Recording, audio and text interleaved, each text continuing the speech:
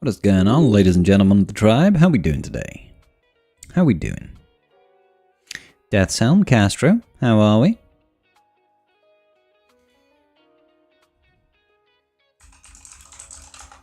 Live again. Oh, we had a late start today, guys. I'm not feeling 100%, so just chilling today. Just chilling. Just chilling. How is everybody? How we doing? June, how you doing, brother? How you doing today, mate?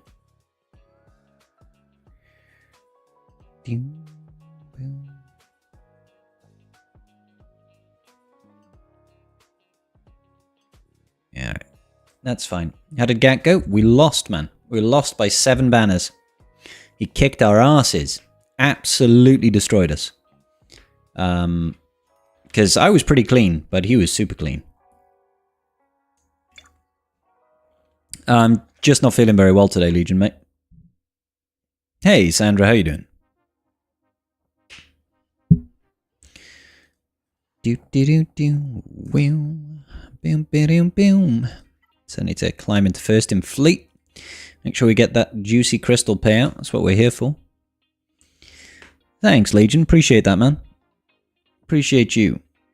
I've decided I don't particularly like the dagger starting lineup, guys, so I'm going to go back to using the Fury class interceptor. It would be nice if we could figure out a way of getting it done. But ultimately, I don't think it's worth it. Videos helped me get Red Crate twice so far in Conquest. Hey, that's awesome. I'm happy to hear that, Wage. That's awesome, dude. Glad I could be of service.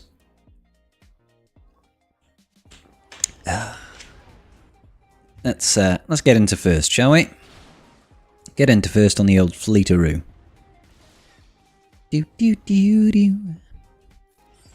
Ah, nice. Getting the shield disruption always helps. That helps a lot. Feeling good? Hate the Jar Jar as a 3-month cadence? Agree, Bob. Agree, mate. No incentive for me to wail on it. Sorry to hear you're not feeling well. Thank you very much, buddy. Yeah, I'm ready, so it doesn't impact me personally, but I don't think it's the right choice. I don't think it's the right choice, to be honest with you.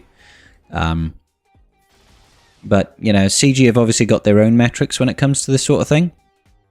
They've got their own desires. They've got their own drivers for this. They can probably see how it influences spending a lot better than we can. You know, we've got anecdotal evidence of, you know, what people tell us, how they tell us they feel about it. But ultimately, CG can see just how the income is impacted.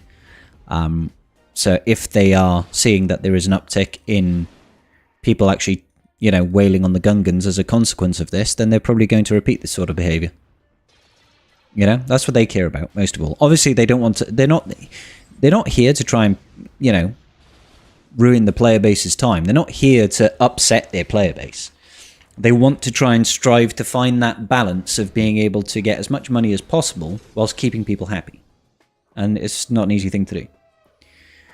The gas stap cheese is the only way you can get red crit in the smallest account. Good business.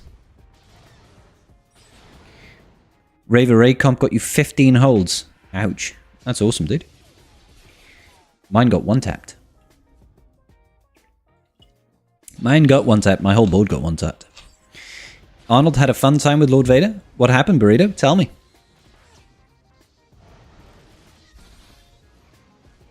They should just give you Jar Jar and be done with it. I don't think it works like that. I'm sorry, my friend. JTR BB-8 Holdo, Resistance Hero Poe, and Ben Solo held. It's an interesting comp. So did you still run a Zori team separate to that then? Like a Finn lead Zori team with just Bagbro Finn? And Rose, maybe? I don't know. What's up, Garth? He tried to 2-man a Slacker team and lost. What did he try and 2... Was it Bane? Did he use Bane? Finn, Zori, Rose, Nest. Nest? That's an interesting one.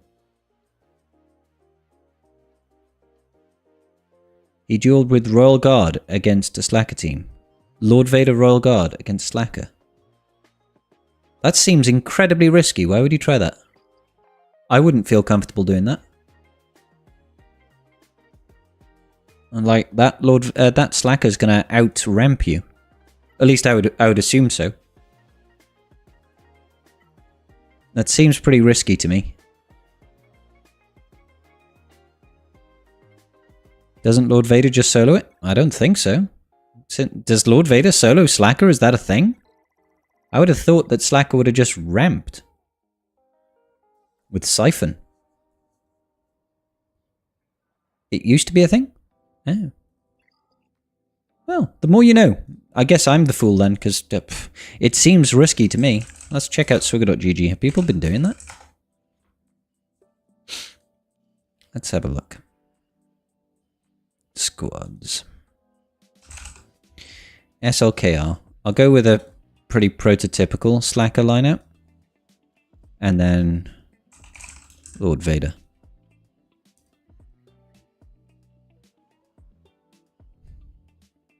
"30 battles with a 90% win rate." Fair enough. Fair enough. They are with like R9 Lord Vaders, but I'm guessing Arnold's got an R9 Lord Vader. I wouldn't have thought it. I wouldn't have thought it. Well, there we are then. Guess you learn something new every day, tribe.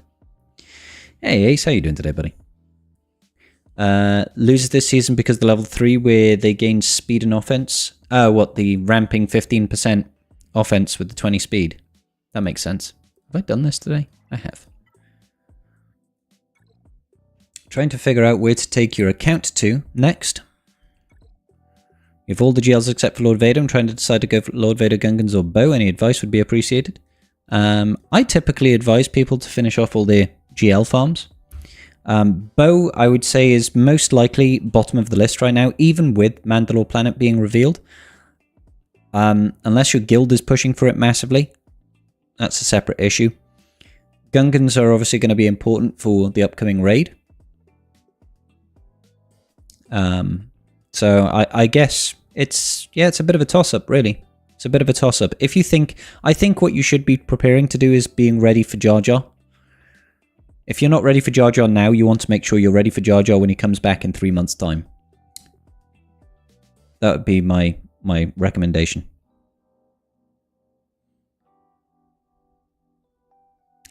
Doing great. I'm not very well today, Ace. Not very well today, Ace. Got a banging headache. In fact, I'm actually going to get some painkillers. Give me 1 minute.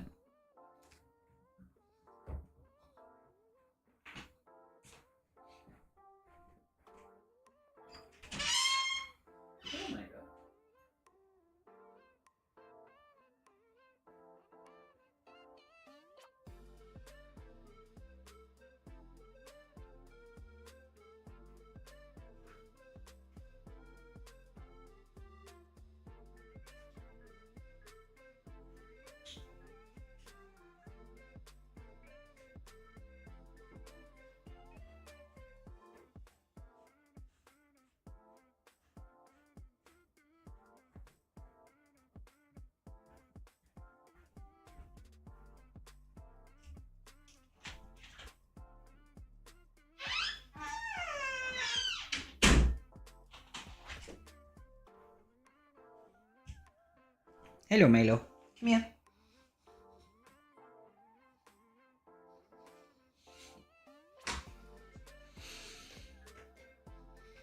We are greeted by Milo the Yog. Say hello, Milo. What have you got to say for yourself, Milo? Not much. Milo doesn't have much to say for himself today.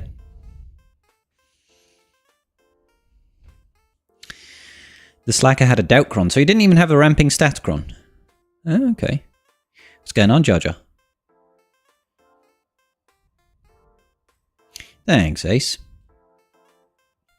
Wail hard, stress hard. Jar Jar will have to wait. Indeed. Thank you very much, buddy. What's wrong, Milo? Milo's quivering at the minute. Ain't you? Hey? What is it? What is it? Hey? You okay? Yeah. Alright. Yeah. Little scruff bag that he is. It's going to take him out. Come on, little boy.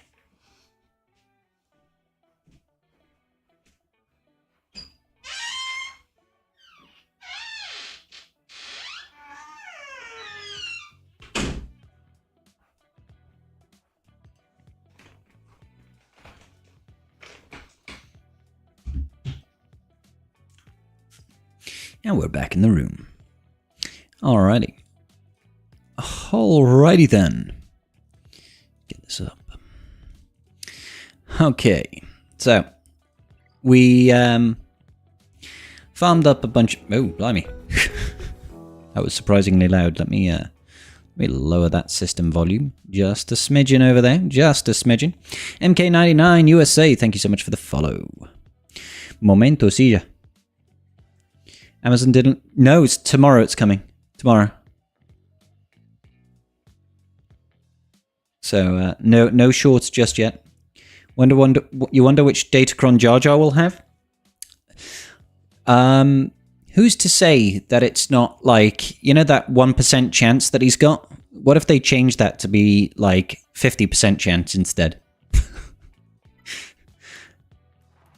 Like, they could adjust the percentile chance of his random effects occurring to be incredibly common. Yeah. Increasing the chance of the insta-kill on the basic and the stripping of the TM and the full health and recovery protection to like 50% instead of 1% or 0.01%. That would be kind of funny. That would give me a tickle.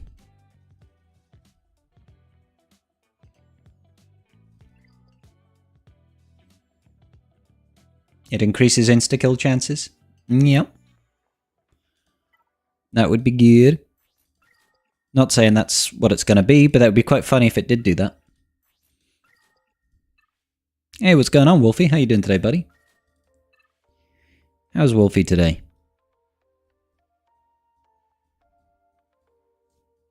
Looks like I'm a bit low on the old materials now. Actually, hang on. Isn't there someone I'm supposed to be using this on? No. Oh, yeah. Cup. Let's get some cup shards, guys. Get 10 cup shards a day. Because I still haven't got any cup shards. Should probably go... Ooh, that's tempting. What's up? It's alright.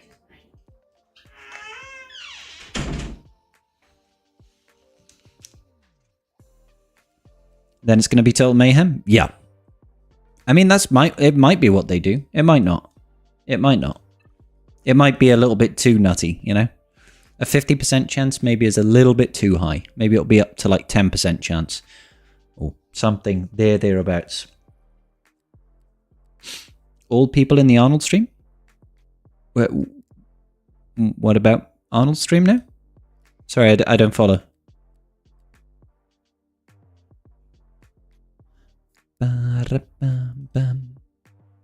Lost GAC, but got to do some fun stuff. Lord Vader still solo slacker? Not according to Arnold. Something happened. I didn't watch it. I didn't watch it, but people are saying he had some trouble using.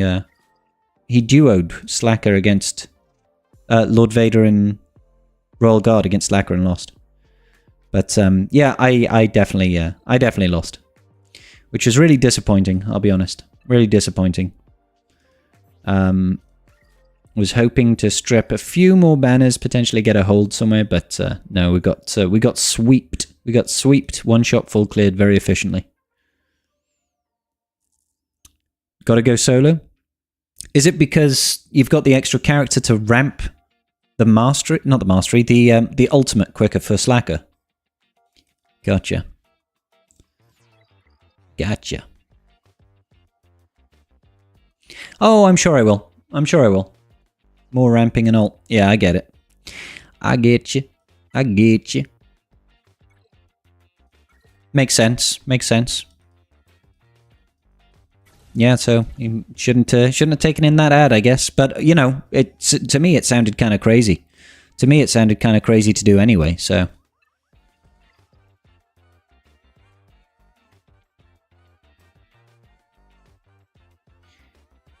Every other 3 individuals succeeded? Oh.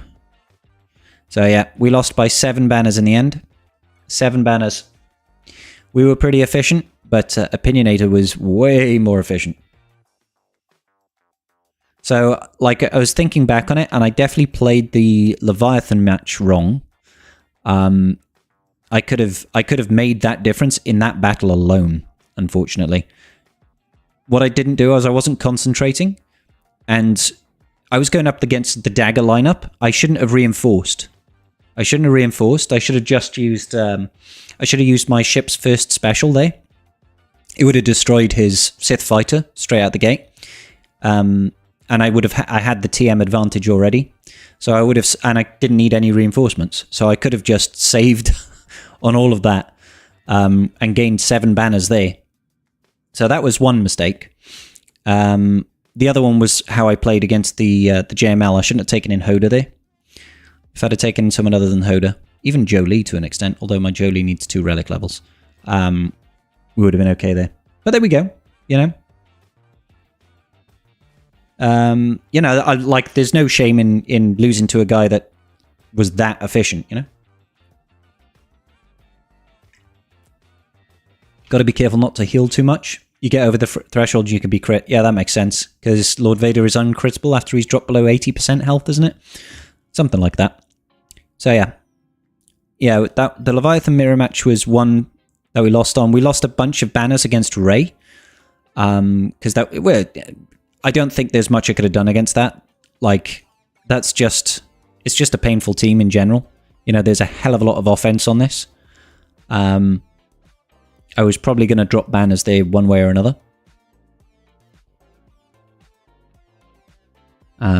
We did fine here, we did fine here. We did okay here as well, I believe. So, yeah. Got 3 things going at once. You're multitasking, Burrito. That's good. You are not an opinion. No, you are not. San Rafael.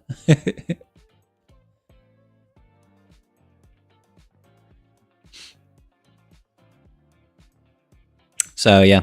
Yeah, it was an interesting one. So I've lost GAC and we lost TW. Back-to-back losses. That's kind of brutal, that is. It's kind of brutal.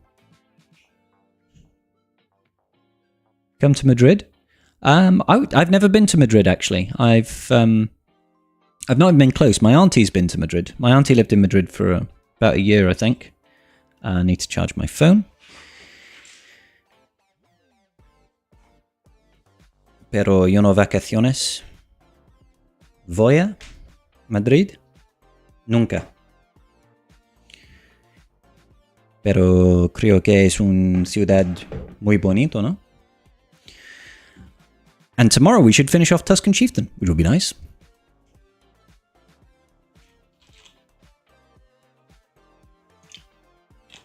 Pero en 2 meses mis vacaciones en Barcelona. Pero... No, para una semana. What's the plans for today's stream? No plan at all, Kaicho. We're chilling today because I'm not feeling very well. So I'm just going to relax today, my dude. Just going to relax today. Just have a chat about things. Maybe we can talk about, you know, all the announcements, all the Lightspeed bundles, all of that business that went down. Stap. We need to get some stap shards. You can sustain the damage stacking, but the crit damage stacking is too much. Yeah, that's kind of how you do it the other way around, right? Because I'm pretty certain I've fought Lord Vader teams with Slacker, and beating him was a case of you have to keep on siphoning mastery, siphoning mastery, siphoning mastery, and then Lord Vader has to heal himself up to full, and then you one-tap him. You just go bop. Hey, GG Crimson. I'm guessing you're in Bad Batch Unleash? Boop, boop.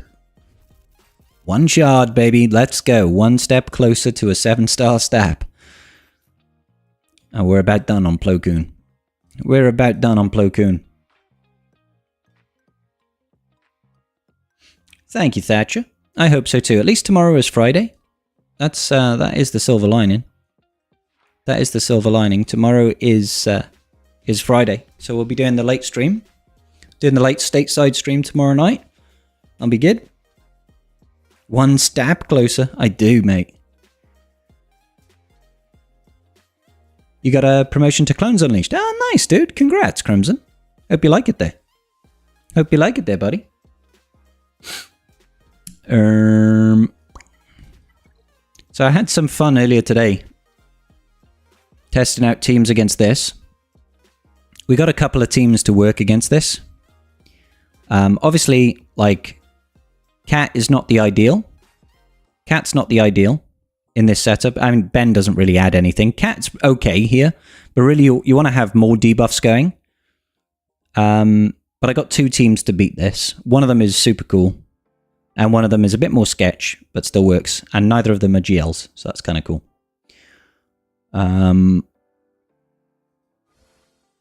So I had fun doing that. I think his Cron is the right one as well. Let me just double check that. Yeah, ramping offense, and obviously the Ray Cron.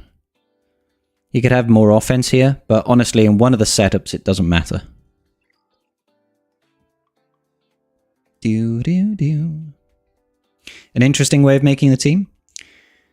Finn, Zori, Cron, and Gas seem to regularly beat it. I didn't think of Finn, Zori, Cron, actually. That's pretty cool. Oh, the Holdo Cron. I would have thought they just had too much AoE damage. What's the team, Crimson?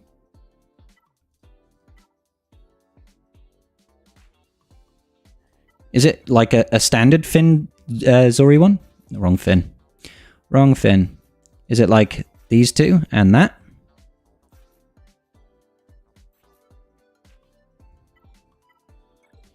I have a Holdo Cron. Ramping offense, that's probably not great in comparison with this. It's got a bit of offense and health steal.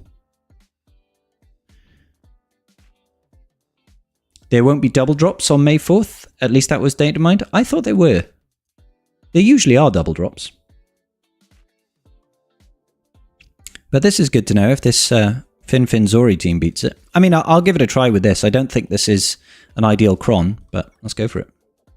See what happens.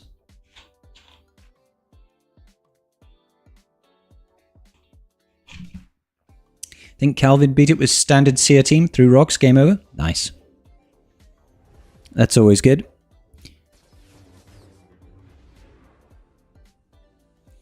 All right. Let's, I guess, I mean, we can just go over here. There's no point trying to stun. Not over there, at least. Straight in on Ray. I don't know what their abilities do. This attack deals inflict hitting immune on target's enemy. Stun them for 1 turn. What does this one do? Dispel all resistance debuffs. Well, it calls. Could use that. Drop it. Drop it like it's hot. Yeah, Ben can ignore taunt. That's kind of clever. Do.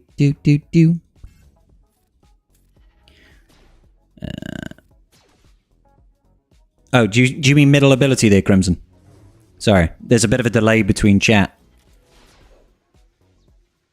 and what I see over here. See, I'm concerned that this is going to hurt very much. I'll just go... Oh, I should have probably passed there.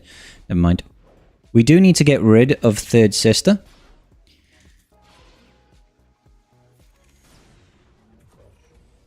Let's see what happens. Whew. Ah, is it because Holdo doesn't drop? Is that the reason? Because Holdo is tanky enough, none of us can die?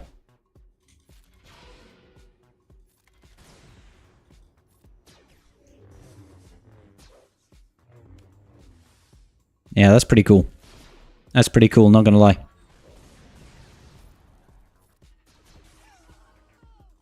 Let's just keep focusing on Reaver till we get rid of her. I guess I could do this. Skeet, skeet, yeet.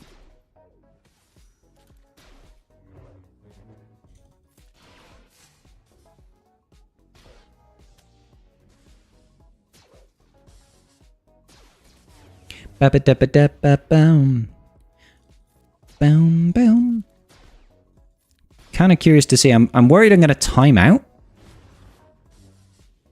Very worried that I'm going to time out. Let's just go full auto. See what happens.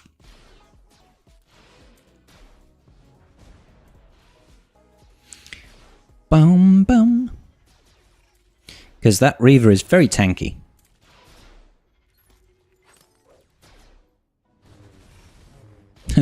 That's really funny.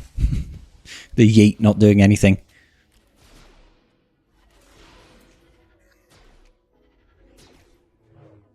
Yeah. Eventually, Ray... I was going to say, eventually Ray is going to ramp enough. I feel like you have to kill Cal here or something. Because he's providing a bunch of recovery to that Ray. What have I tested that? So what you... Oh, sorry, I've used gas to beat this, and I've used BAM to beat this. Basically. BAM has definitely been the most enjoyable. Ross reviews? I'm not sure, Amy. I'm not feeling very well today, so we'll see how we get on. Maybe having Ben there might throw it off, but yes, you're correct. Yeah, I've got to get rid of Cal. I've just left this on full auto for now, because I'm sure we're going to die soon enough. Yeah, there we go. Alright, cool. I'll show you the Ben setup. The Ben setup is a lot more fun, but it requires me to remod. So I'll just roll in with that remod.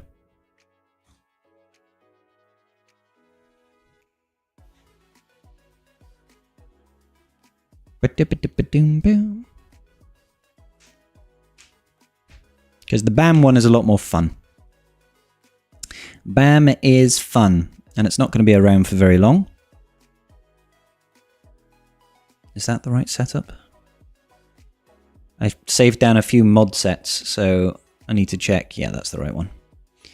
Load that one in. Just thinking maybe having Ben in there would throw it off. Oh, sorry, I've read that already, haven't I? Sorry, guys, I'm not with it today. Not with it. Just loading in this mod set so we can have fun with that.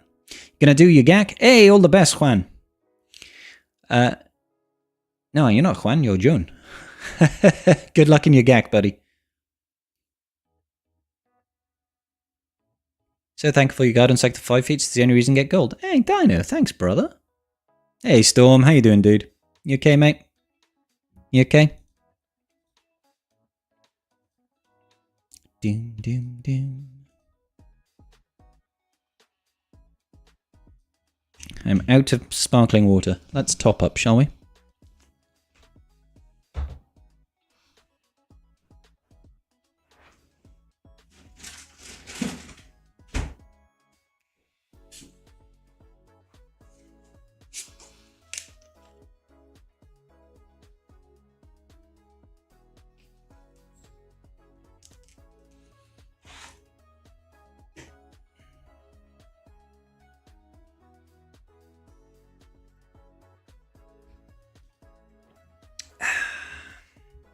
Oh, we did GAC yesterday, Storm. We did GAC yesterday, buddy.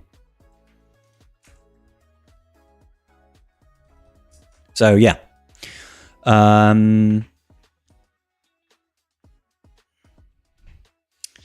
Sorry, Joan. Let me go up there. It's Catalan. Oh, is it really? Oh, I didn't realize. That's cool. Once his cron goes away, Bam can chill with Bo again. His birds actually do stuff there. His birds do stuff now. That cron is incredible, dude. It's really amazing, interesting how our kind can get used to the worst stuff in our lives, yet it happens often. It's very sad and amazing adaptation skills. Yeah, I mean, we're very resilient creatures, aren't we? It's John. Salchicho. Salchicho. Salchicho? Salchichon. John. Right. I hope that mod set actually had time to equip. I didn't interrupt it, did I? No. Alright. Yeah, screw it. So the BAM setup is a lot of fun. The BAM setup is a lot of fun. So we go into Scoundrel, get BAM lead, and we throw in, let's get IG11, Queel, get Dash, and then I throw in Thrawn. Thrawn is not that necessary, to be honest. At least it doesn't feel that necessary, but it's nice to have that turn meter swap. Sorry, just so you guys can see. Nice little BAM datacron over here. This is the important part, obviously. When he's in his Whistling Bird stance. He can't be killed or feared or stunned or any of that. But most importantly, his Whistling Birds do 20% more damage for each stack. That's a lot of damage. That's a lot of damage. Oh, nice, Owie.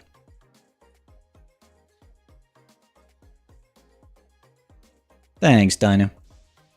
So this is fun, because Ray gets like a turn.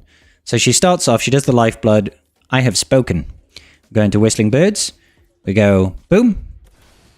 Look at all that turn meter on Bam. Isn't that lovely? Look at all that turn meter on Bam. Let's just go ahead and get some foresight. Sure, let's basic here.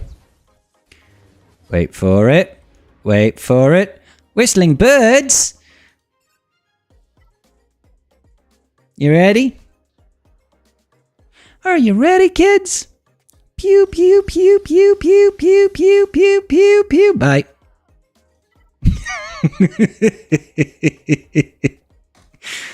Oh, I love it. It's just like, it's so good, man. So good. Pass over to Bam, I guess. Oh, dear me. It's like, goodbye, Ray. Yeah, the Bam's modded for about, I think about 11,500 offense, something like that. It's good. And the great thing about this is IG-11 is constantly reversing the purge that we're getting. So it means they're getting dots. They're constantly getting dots as well. It's great fun. Great fun. And then that's Fracture Reaver. So it's a real fun team. It's a real fun team. Let's go back into Whistling Birds. I have spoken. AoE. Oh, they already hit 20. Didn't need to do that at all. Yeah, okay. Bye, Cat. Bye, everyone. Apart from Cal.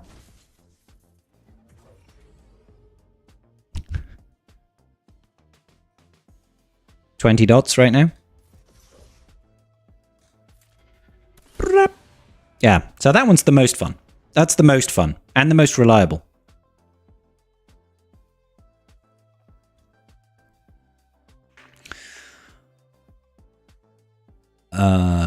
He took Levy, Profundity, and Executor to offense. I don't know how he got stuck on your fleet. Might have had a game crash, Owie. You never know.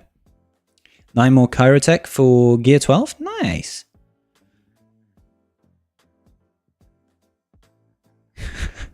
What was the ultimate no you moment? That was Bam's Whistling Bird stance. It's, oh. We're getting an update, guys. In 15 minutes? Yeah. So, might be easier to show it from here, actually. It's a good, fun team. So that's... Obviously, like, this is with sort of optimized modding and everything like that. So the BAM is designed to be pretty fast, because obviously the faster he is, the faster you can get the ball rolling, because you want to interrupt the enemy. And we've got 11.4k offense, so it's a lot of offense. And then it's just kind of turn order that matters. So you need to have your Queel as fast as possible to do I Have Spoken. I Have Spoken then provides, what, 25% turn meter to the team? Well, to Scoundrels, so only to these three, 4 rather. After that, it doesn't really matter. You just need to do an AoE with either Dash or with IG-11. So my Queel over here, he's 356 speed. He's not the fastest in the world. He's relatively quick. I gave him a little bit of offense because he actually passes offense as well. That's more offense to BAM. Then IG-11 over there is, I think he's actually relatively slow, because it doesn't really matter. He's chunky, 150. I just throw on all health primaries on him. 298, so he's not very fast, but it doesn't matter. You can see you generate a lot of TM under BAM's leadership, thanks to all the dots that you're applying to the enemy team, because you're reversing all that purge, right? And then we got Dash over here, and Dash has got a crit damage set, but he's pretty fast, 303. So you just want to make sure your Dash is slower than your BAM, 1 speed slower at the very most, or very least, sorry, so that you can go into Whistling Bird stance before anybody else gets a turn, right? So Whistling Birds, do an AoE. That AoE then gets you to the 20 stacks of Whistling Birds. It'll also give you a boatload of turn meter under BAM's leadership. And then if your Thrawn goes, you can turn me to swap with Thrawn to Bam, and then just target Rey and blow her up. It's good. Not yet. Good, Ankhthar, not yet. You're sad you didn't have the Bam, when his DC came out. Otherwise, you'd have tried to get it. It seems like fun. It's very, like, it is fun, but to take advantage of it, you do need stuff like proper turn order and good modding. Update is in an hour and 15. Thanks, Karth. Probably fixing the Jar Jar bugs. Jar Jar bugs. Is that like Bugs Bunny? Yeah. You're going to get every Lightspeed bundle except for the gas one. Okay. Yeah. Are you sure that's the best thing for you to do? You sure you're not better off getting the gas one and not getting the Padme one and the... What was the other one? Let me remind myself. What are the packs? Oh no, it's just Padme and... Yeah, okay, never mind, ignore me. I thought there was another one that was an overlap, but there isn't. Yeah, okay, that makes sense. Maybe you don't need the negotiator. Maybe you want to save yourself $20. Jar Jar Lightspeed. I want this. One day. One day, Sound Raphael. Maybe in a couple of years. Who knows? We know they won't be arriving anytime soon.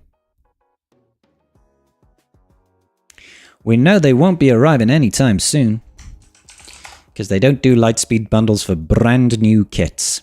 It just doesn't happen. Just doesn't happen, Captain.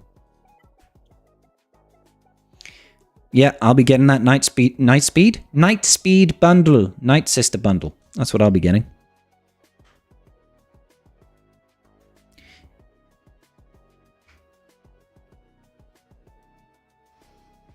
It's funny for me how we have 3 light side packs for Padme's, hers, gas, and Geo's. Oh, Lightspeed bundles. Yeah, I mean, I'll probably get the Geo pack. Because it's relatively cheap, $15, and my Geos, I've only got 2 at Relics. So getting these guys up, even if it is just saving me some Gear 12 and some Carbonite circuit boards and some signal data, I'm okay with it. Like, that's fine. I'm basically paying $5 per Geo there. I'm not getting the Ewok bundle, Karth. I refuse, I will never use Ewoks. I won't use Ewoks. Look at them, they're trash. Trashy, stupid Ewoks.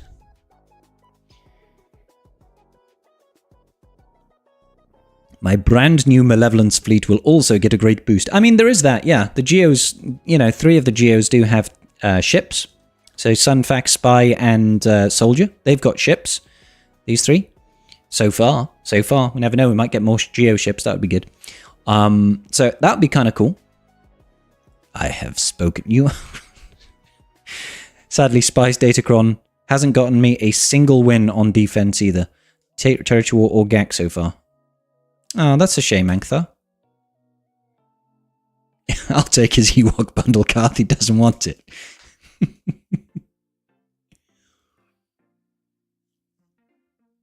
Mob Enforcer DC is coming? Why do you think the Mob Enforcer DC is coming? Ewok bundle if Squeaky Door video gets a certain amount of views? Oh my god. Yeah, sure. If my Squeaky Door video gets 10,000 views, I'll buy the Ewok bundle. Hey, no worries, Delios. You couldn't beat his negotiator with 7-star Marauder? Must you have Profundant? Executor can beat it. Executor can beat it as well. I'm not sure what else. I typically use Executor against it. This is a punishment for Scribe? Why are you punishing me? What have I done? To the view bots.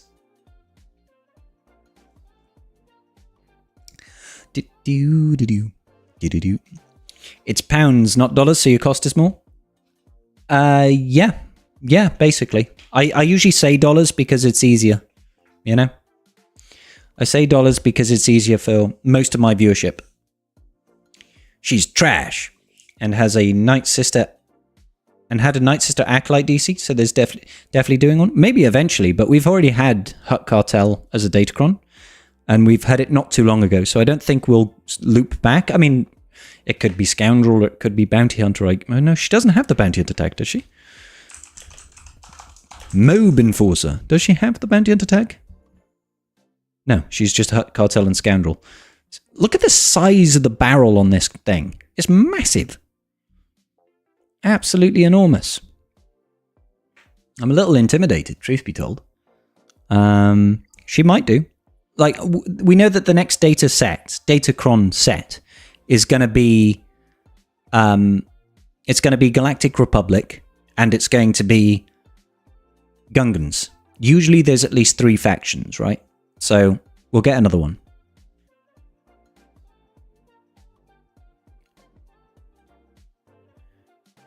Let's see. 30-second video, 10,000 views. Yeah, I could put that on a loop. I'll just open it up in multiple window tabs and have it on loop while I go to work. That'll do. Won't the Galactic Republic one be 2 sets from now, when Queen Amidala is live? Hold up. Queen Amidala is coming out in 5 weeks. When's the new set coming? In less time than that. You have 1 Galactic Republic relic, Ahsoka. Ashoka. I need to increase my 3 weeks. Oh, okay, yeah, so it's not going to be Galactic Republic yet then. It'll be after. Yeah. Yeah, I definitely need just a little bit more on my Galactic Republic. We've got some good relic levels, but obviously with the new raid coming, we're going to need more. Can they please put GMY as one of the Galactic Republic / Jedi that we need for this new raid? Pretty please. But yeah, we're a little bit lax down here. Plo Koon, probably. Gungan and Inquisitors to increase the pain point. Inquisitors, would it be Inquisitors? I'm not sure. There's probably something that I'm missing.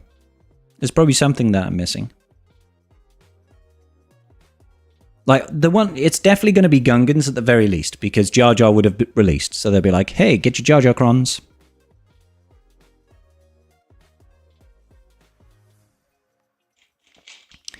Get your Jar Jar crons.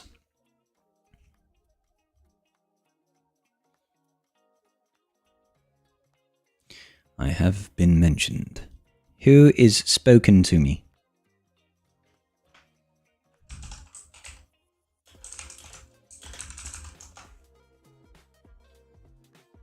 Gungans and Ugnaughts. So it could either be for Queel or Ugnaught. Fun fact about Ugnaught. He's one of the very few characters in the game with the fewest tags. Oh. Ugnaught. Ugnaught's tags are very few. He's light side and support. That's it. That's it. I learnt that thanks to thanks to going on Ukes' trivia. This is the last question was name 3 characters with only 2 tags, or something like that. Or was it 2 characters with only 2 tags? And the only 2 are, well, I'm sure everybody knows the other one. Yeah, 1 per Axel. Yeah. So it's just Ugnaught and Wampa. The only characters. We've got 1 dark side attacker, 1 light side support. That's it. Nobody else in the game has got fewer tags. And I couldn't think. I think it was Gerbil. Gerbil was the only guy that knew Ugnaught was a single tag faction. Crazy, man. A tagless DC? That'd be kind of neat. How would they do the level 9s? Just random characters? Swagology. Yep. It was good fun doing that. The Swagology trivia. I did it with Gerbil and Bit. Bit by bit.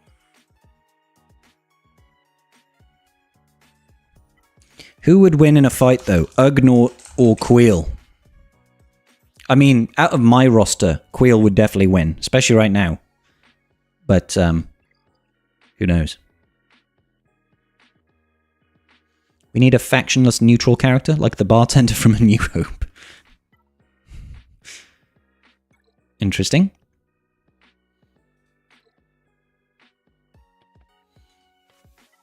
Let's see what other scoundrels we could put.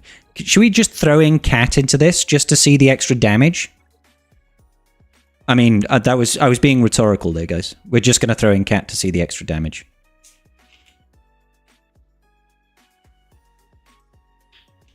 Because she's adding 50% offense to the team. I'm curious to see how this plays out. Whistlebirds. Get all the stacks. Let's just gain some foresight. I feel like passing this right now just wouldn't do anything. So let's just basic. Alright.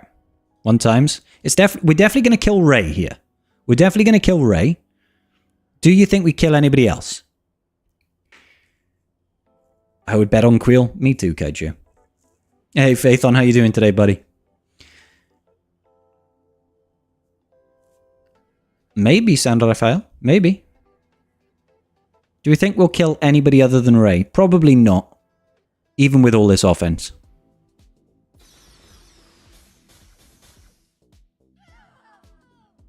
Oh, we got rid of Cat as well. That's pretty cool. I wasn't expecting that, truth be told. That's kind of neat. That's kind of neat. That's neat, that's neat, that's neat, that's neat. Oh, look. See, the thing is Bam keeps on gaining too much turn meter. But not quite enough to outspeed the Cat. Doop doo. Sure, let's do this. Nah, you missed. We need one more turn on the old fandangle over here. I want to get into another poop stance. Yeah. There we go. Poop stance activated. AoE. I reckon we clear the rest of the board now. I reckon we've got it.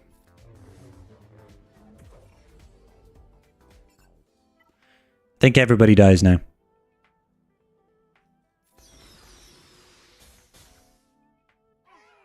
Nice.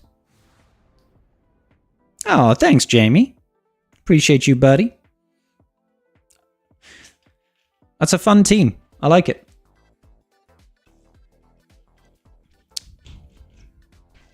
I wasn't modded for it before. I need to do, like, what I need to do, I say need. What I would like to do is go through my entire roster, reprioritize everything based on teams and squads and stuff, and just get everything looking good, you know? So that I could pull off stuff like that. Obviously, like, they've got the best mods in my account attached to them, so it's not really an ideal thing to do. You shouldn't really be looking to max out a team like that on mods. Excuse me. Let's reset back to our standard modding, shall we?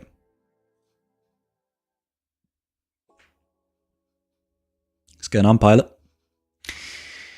Beat the layer team with Bane. This is the way. I mean, it's a lot harder to do a Bane duo in Squad Arena when you don't have Omnis active.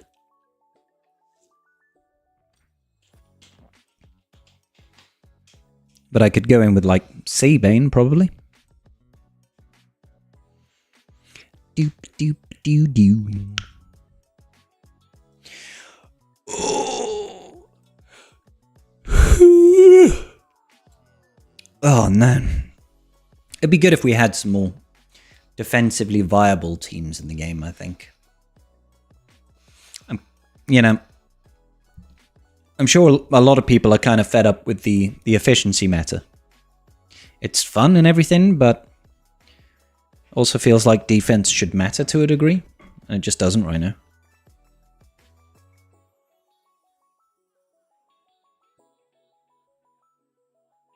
Just waiting for this remod to come in. Everybody jump, jump, jump, jump. Jump around, jump around. Get up, and get down. We don't care about efficiency in Kyber 2. Come join us. No, Night Fox. I'm too sweaty for that. I'm far too sweaty for that, and you know it. We do like to actually, perform well in GAC. That much is very much true. You know what I mean?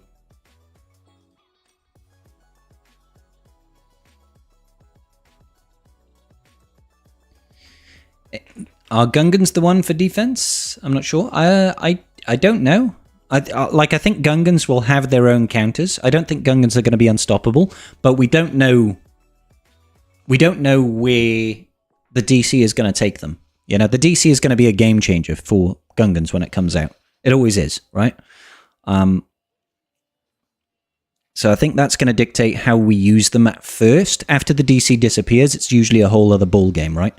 You have like a baseline of power for a team, and then you have the power level with the Datacron active, and that sticks around for 4 months, or maybe 2 and a bit months, because maybe a new Datacron comes in that completely wrecks it, but we don't know. And then the Datacron disappears, and then we have to sort of get a feel for where the Gungans belong again,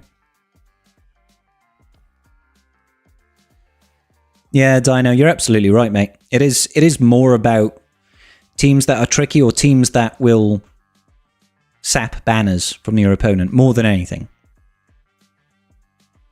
No Malachus or Thud Sister is a problem right now. Oh, you're edging Kyber 1, but keep losing the last match. Yeah, like Kyber 2, Kyber 1, that bracket, the bridge between them, it's a tricky place. It's a tough place to be. IG86 DC. Oh, Karth would be happy. Milo doesn't really eat treats, Jar Jar. He's not really much of a treat eater. Being able to target the generator is bad on defense. JKR Jedi could probably be a decent counter. I imagine anything that can ignore taunts or can direct focus or has a boatload of AoEs, all those sorts of things will help deal with Gungans,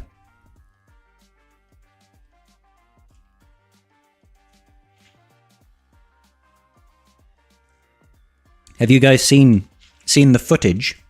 The footage from Jar Jar? We could take a look at that if you want. If you haven't already.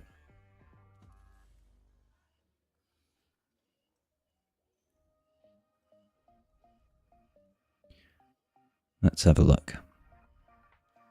See if I can find it now.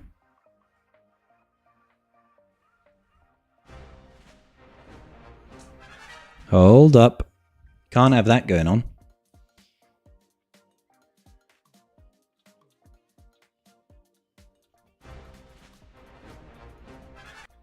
Can't have copyrighted music playing.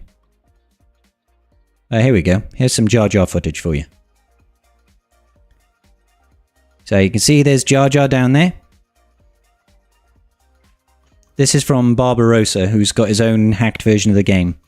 He's showing us Jar Jar in-game, and you can actually see Jar Jar do his extra animation here. He sticks out his tongue. That's the 0.01% triggering. He got the insta-kill, but it looks like it actually went on B1, which is so embarrassing.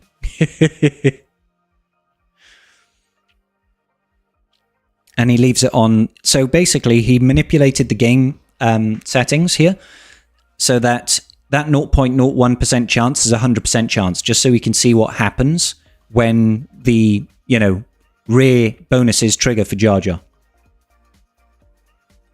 Oh yeah, the generator has got a massive high priority on it. Massively high priority. I think what they should have done is they should have given Jar Jar like the generator is immune to AoE stacks. Yeah. So watch, look. Big boomers. And wait for it. You'll watch him stick his tongue out now in a second. Goes back. And then he'll stick his tongue out. Wait for it. Wait for it. Here we go. I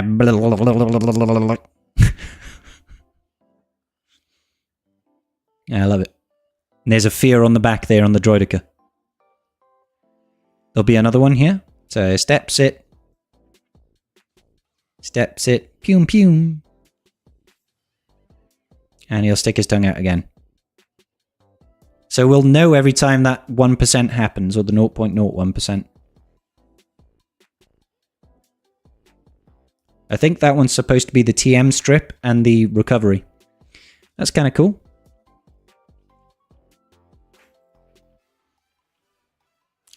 Yep, 16 shields. That's the extra from Jar Jar. Just got my Cad Bane to gear 13. Can't relic him until I finish off JTR, though. Is R5 enough for him? Yeah. Yeah, I mean, you want more, obviously, but R5 will do. Saw some video today. Full Gungan smashing Reaver Inquisitors in TW. I mean, they do pretty well. They do very well against her in GAC because the death mark just kind of bounces off them, you know? I'm sure Indy and Smudge will enjoy them. Yeah, we can treat the kittens. Yeah, he put it down to half speed, essentially. You kind of remind me of Jar Jar. I don't know if I should be complimented or insulted, Dren. Let's go get the kittens.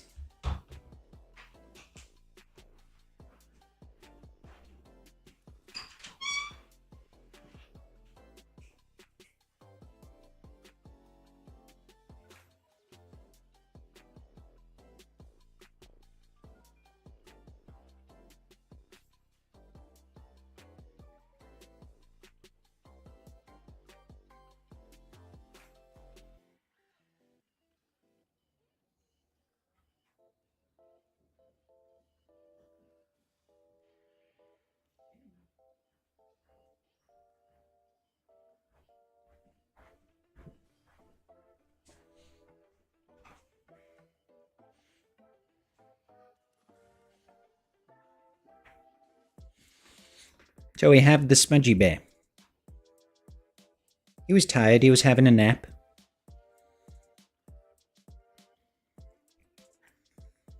Good boy, Smudges. Good boy. Good boy.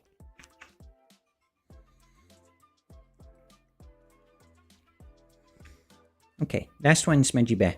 Last one. You lick dreamy dust? Good boy. Indeed.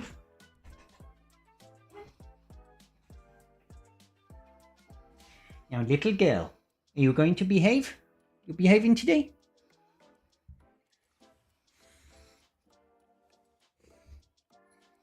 Ow!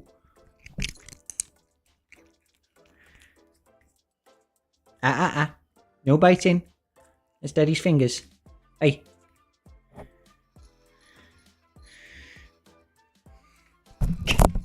Jesus, Indy.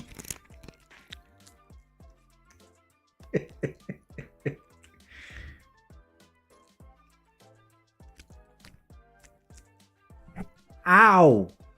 That hurts.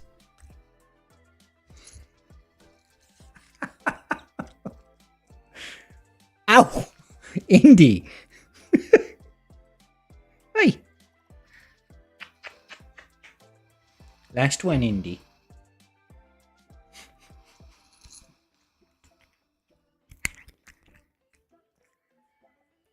Licking is licking is okay, biting isn't. Good boy. Good girl, rather. Say goodbye.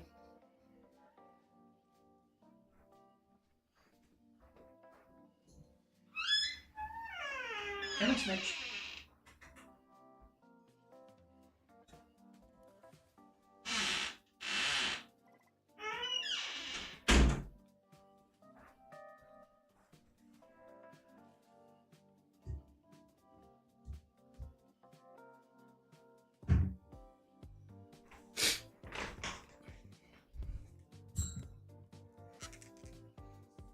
Oh, sorry, Ardahan. Sorry, buddy. I went to get the cats. Does Phoenix beat Malgus? I don't think so. How old are my cats? Smudgy is pushing 5, and Indy is a year and 4 months. He just swallows them whole. I think he does, Bazinga. He doesn't chew them. He just goes... The cat promises nothing. Indeed.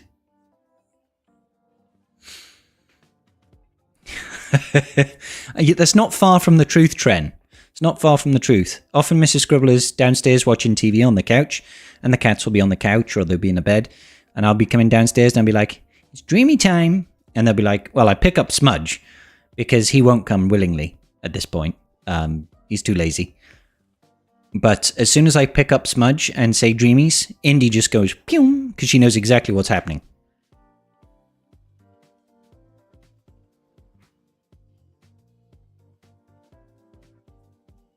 She obviously hasn't had food in years. She gets fed like 3 times a day. She gets fed plenty.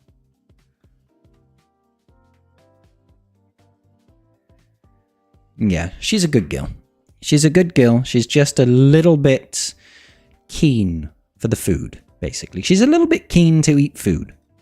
That's all it is. That's all it is. Doom doo doom doom doom boom boom boom boom. All right, let's grab this real quick.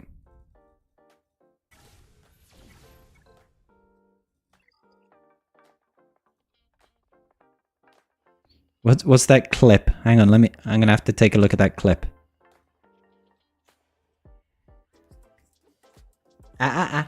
No biting. It's Daddy's fingers. Hey.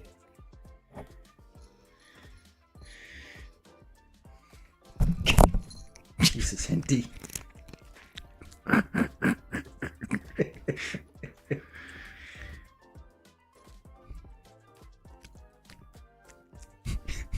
Ow! It hurts.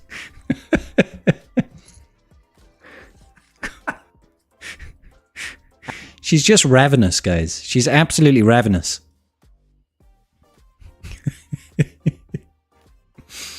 What are their names? So the little black girl that you can see on screen right now, her name is Indigo, but we call her Indy.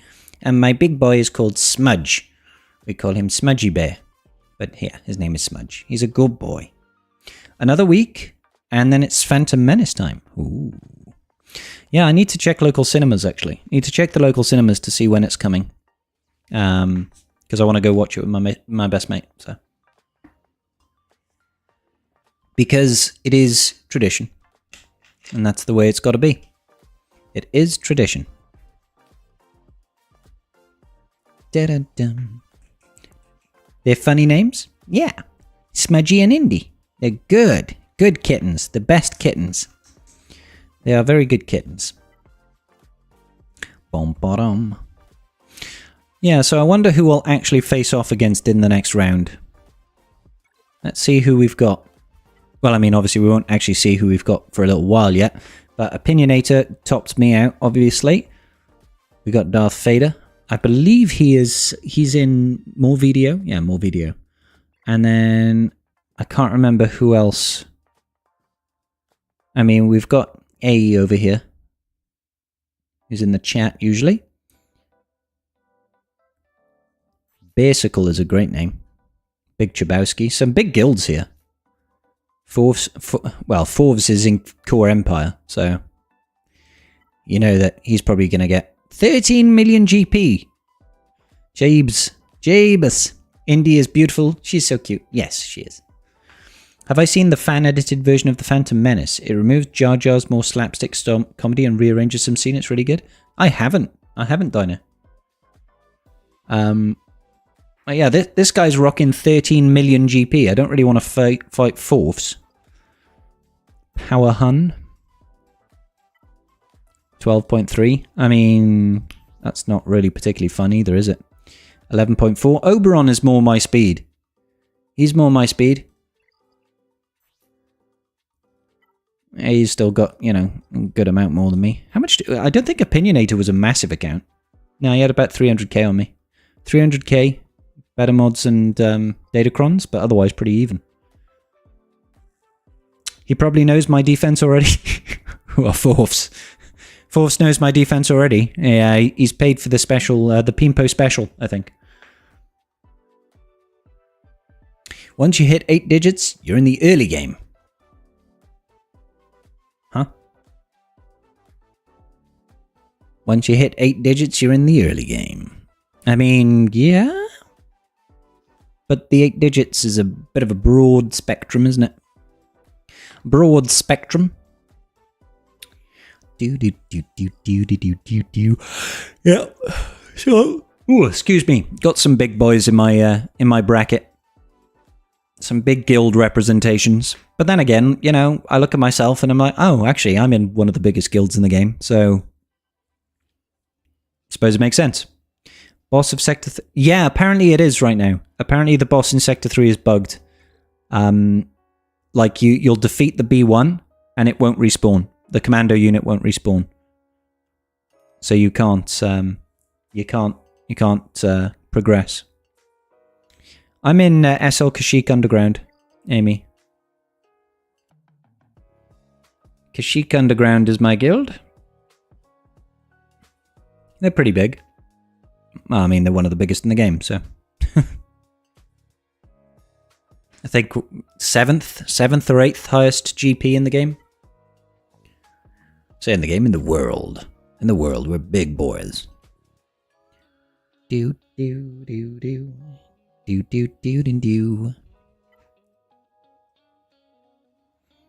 But yeah, it's a bit of a shame that, 622 million.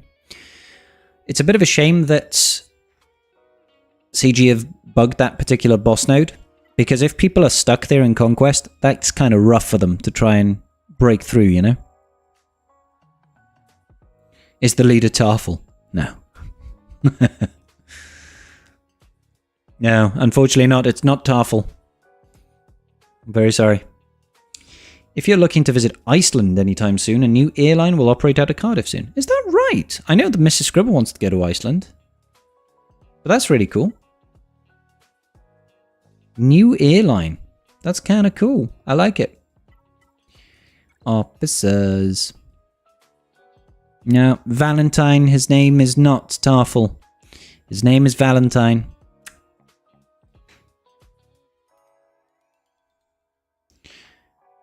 I don't mean to brag, but kind of a big deal. Kind of a big deal. Did they log into their territory opponents to see their defense? I think they must have done, Amy. They must have done, yeah.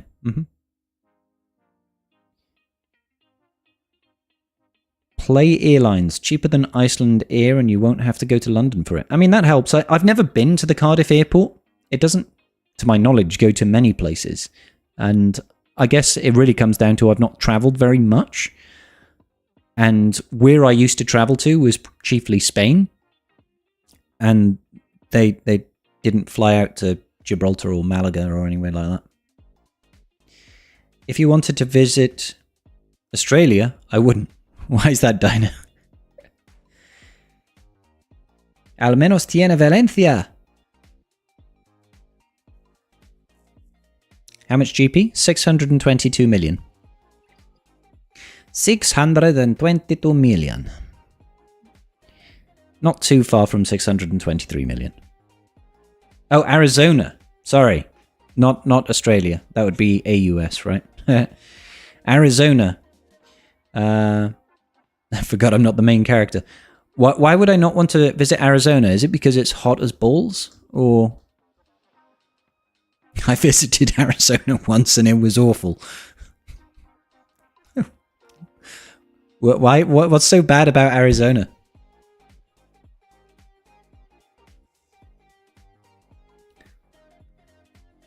Catching a plane to the supermarket is a bit much for me. Not that Iceland, Jaja. Balls are cool compared to Arizona. You've got Amsterdam, Tenerife, Dublin, Edinburgh, Belfast, Teesside as regular flights out of Cardiff. Small airport, you expect minimal flights. Indeed, indeed. Amsterdam, the missus wants to go to. Tenerife, I'm not in the slightest bit interested in going to. Dublin is great. Great city. Edinburgh, lovely city.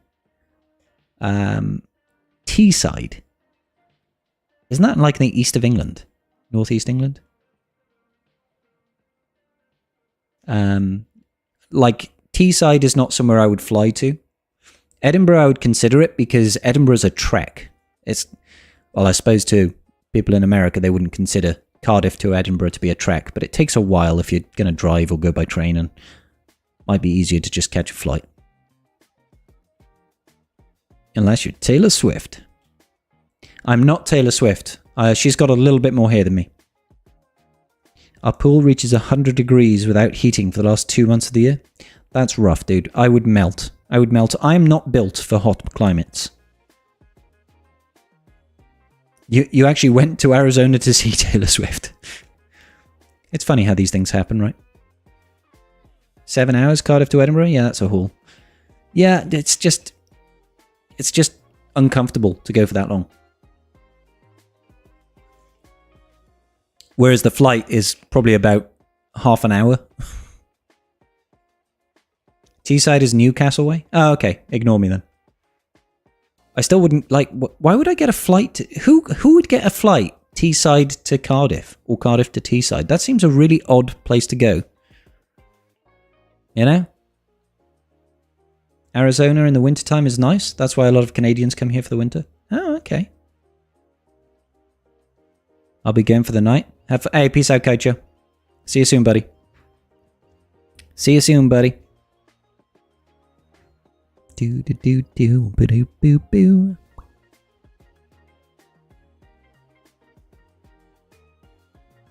Alrighty. Let's just hop over here real quick. Hop over here real quick.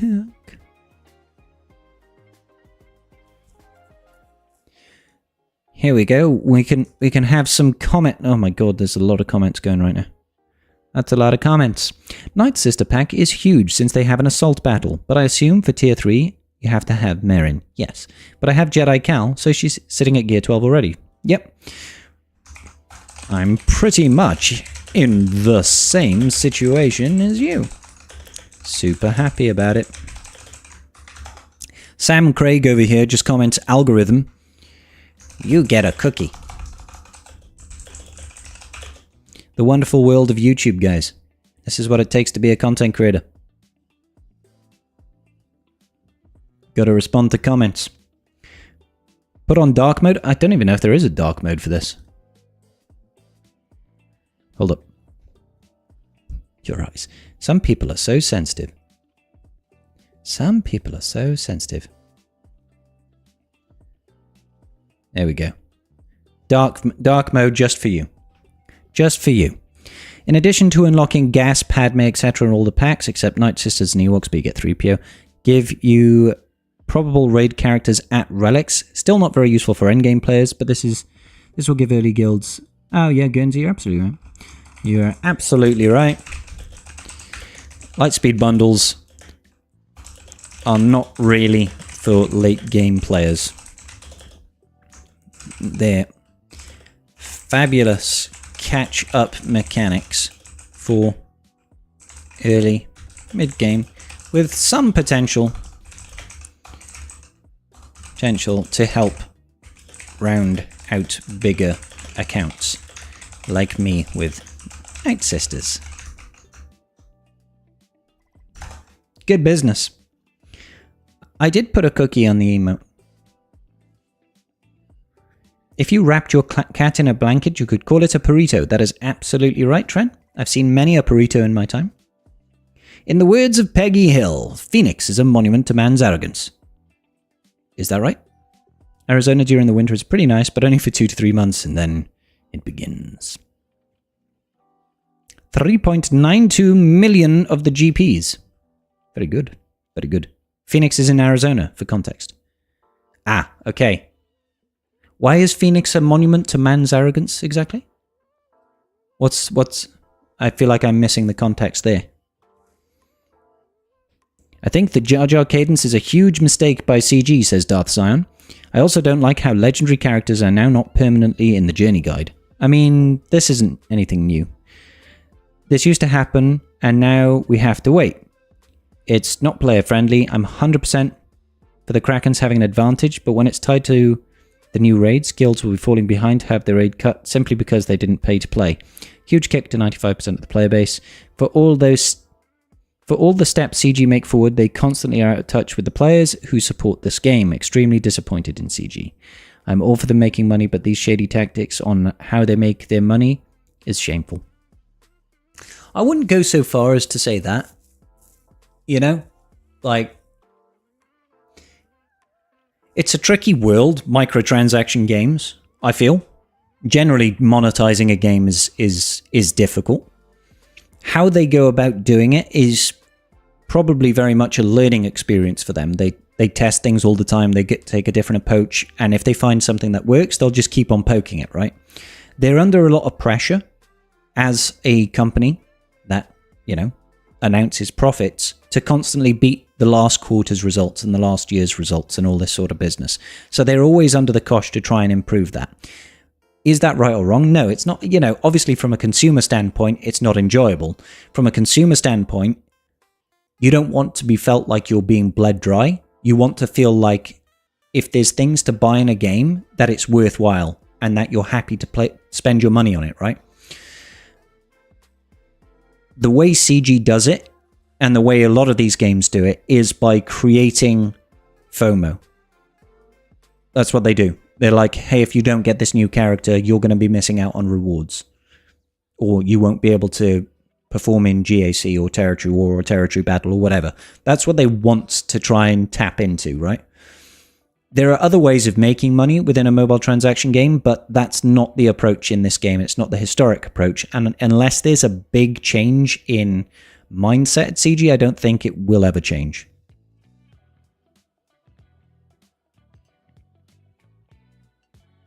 People weren't ever meant to live here, so it's a middle finger to God. They never were. Jedi Knight Luke was alike to Jedi Knight Cal.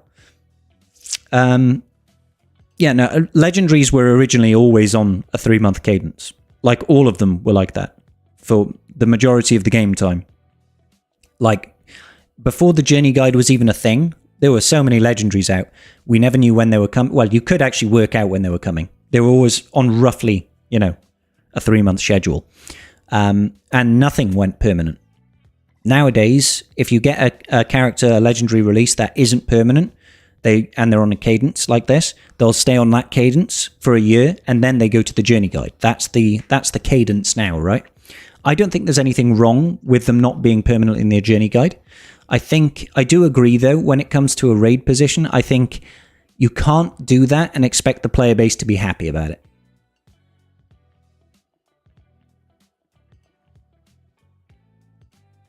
You can have them good to go in 3 months before the raid starts without much effort, and if you can't, then maxing the raid probably isn't that big of a deal to you or your guild, so don't worry about it. Yes and no, boss, I guess, is how I would answer that. You can certainly get them in 3 months. Yes, you can certainly get them in 3 months' time. No problem. That's a pretty standard, like, expectation for a new farm like this. It's only 4 characters that you have to farm out. They've also been a little bit over generous as well with shards, with the extra bonus shards and stuff like that we've been given. So if you are going and double refreshing their nodes as soon as they're available, and you do that for the next 3 months, you should be in a position to have them all at 7 stars. Not everybody is going to be in a position to do that. Not everybody is going to have the opportunity to do that, right? And just because they don't have the opportunity doesn't mean they deserve to lose all their Mark III. Well, not even all their Mark III. But if they're in a good position for the current speeder bike raid, and they're losing all of that Mark III because it disappears as soon as this new raid goes, that's a little bit unfortunate. What if they don't have decent teams to start earning anywhere near the amount of Mark III that they were previously? That's kind of sucky. They're getting less rewards even though their rosters are better than they were. You know, like, that dichotomy doesn't really make sense to me. But that's the way that CG has built this. That's the way CG has built the economy for guild tokens. I don't think it's fair to say, oh, well, you're not an endgame player, you don't deserve to be having the exact same rewards as you are now forever. I think that's a bit rough. And more importantly, we don't know if Jar Jar's going to be back before the release of the raid. The release of the raid could come right after Padme's released. It might not, it probably won't, but it could do. There could be a 1-month period where people are waiting for Jar Jar because CG wants to build that FOMO. They're like, hey, those of you that got Jar Jar first time, you've got 3 uses of Jar Jar in the brand new raid. before anybody else can. You guys can show everybody how good Jar Jar is in this new raid, and everybody's going to want to farm him. And then if they miss him that first time, they're going to feel awful because it'll be 3 months down the line, and all of a sudden you've lost a third of his use in that guild, in that raid. And that sucks. That sucks. I don't like that. Yoda was the original legendary. Yeah, it was, yeah. I don't remember if it was permanently available. It was not, Bazinga. There was no such thing as a permanent event back then. But he was the most powerful unit in the game. Sick. Bye, Amy. Oh no, it's San Rafael that's going. Sorry. Bye, San Rafael. Hasta luego. Hasta pronto. My farming of Boss Nass is off to a bad start. 1 shard for 300. Ooh, Born. That is rough, dude. You got absolutely bowled over by that.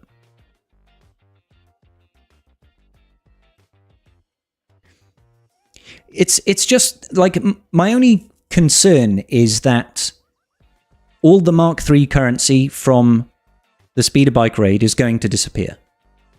That's my big concern, right? That disappears, and the only place you can get it now is going to be in the Naboo raid, right? And it's not to say that people aren't going to have units that they can use in the Naboo raid.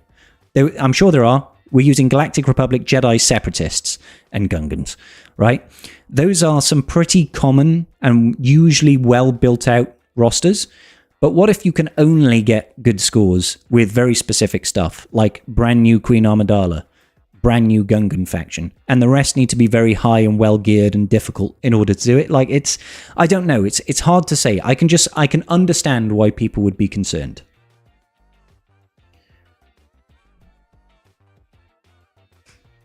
Oh, I'm not saying that you shouldn't reward people who pay. I'm not saying that at all. I just think that people would still pay if it was on a monthly cadence as well. And I feel like we would get more engagement from like dolphins and minnows and, you know, smaller spenders if they knew Jar Jar was coming back each month, and each month they've got that ticking time bomb of Jar Jar's coming soon. He's coming back in 3 weeks. He's coming back in 2 weeks. Let's see. Maybe I just need just a little bit more. If I just refresh these nodes just a couple times more, just to get him. Oh, the raid's going to start in 3 days' time. Maybe I just drop 4,000 crystals to get the last X number of shards. You know, maybe they do that because they don't want to miss out on another month's worth of raiding without Jar Jar. Do you know what I mean? Rather than thinking, well, I've kind of pulled off on my farming for Jar Jar characters because I know I've got 3 months. And then he turns up 3 weeks early because, you know, it's about 3 months. It's not always 3 months. And they just can't make it. They're like, damn, I just can't make it in this time schedule. Well, I guess I'll leave it. And then all of a sudden, it's 6 months out of 9 months of a new raid that they haven't had this character. It's like, I don't know how it's actually going to play out. Obviously, I don't. This is just what the thoughts that come into my head about it.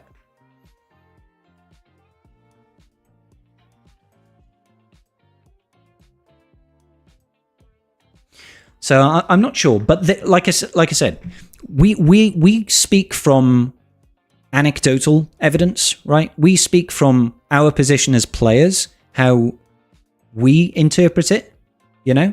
Whereas CG has got data to back up their decisions.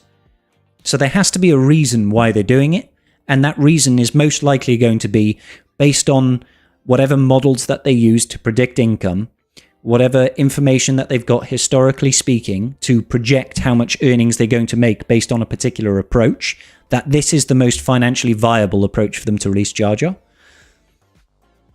So I have to believe that what they're doing from their business perspective makes sense. You know?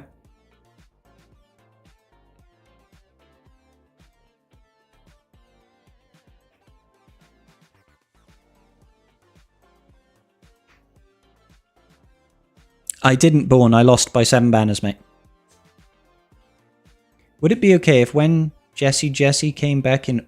Oh, Jesse came back in August, he becomes monthly, so early adopter bonus, 3 months. And then... I mean, I would... Anytime if he becomes more freely, more readily or more frequently available, I think is a good thing. Jesse.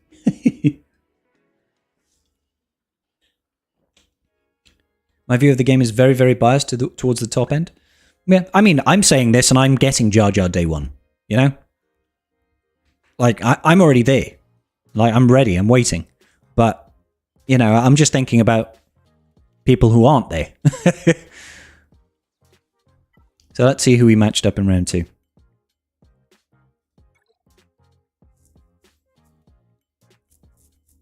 Gak tamed down to the wire. You won by 9 banners. Nicely done, Legion. They're also giving us a ton of GR and Seps with the new Lightspeed bundles. Maybe that'll help folks. I'm sure it will.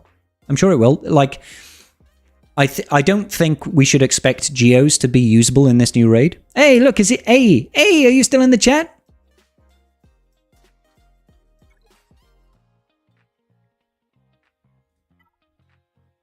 It's gonna be Kashyyyk Underground against the Rebel Force of Kashyyyk.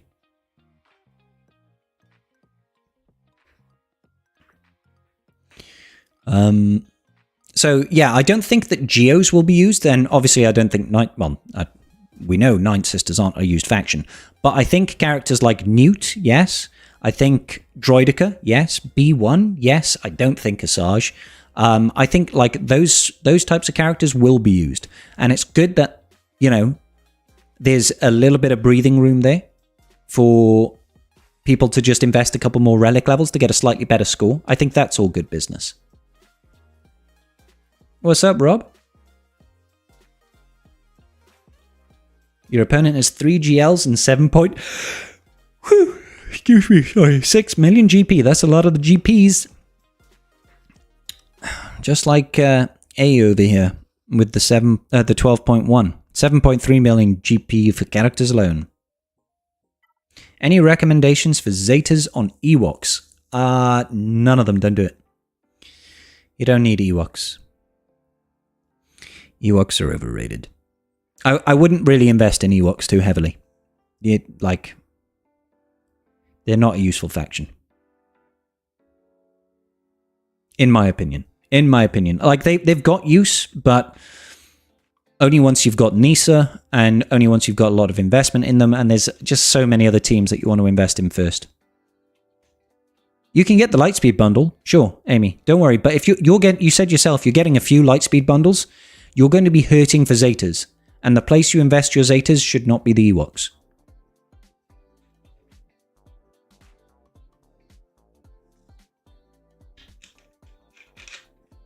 You know?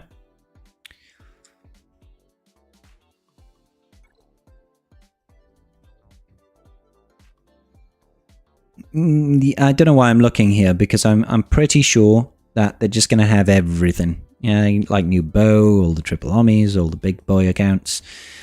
Let's run the hot utils comparison and get depressed.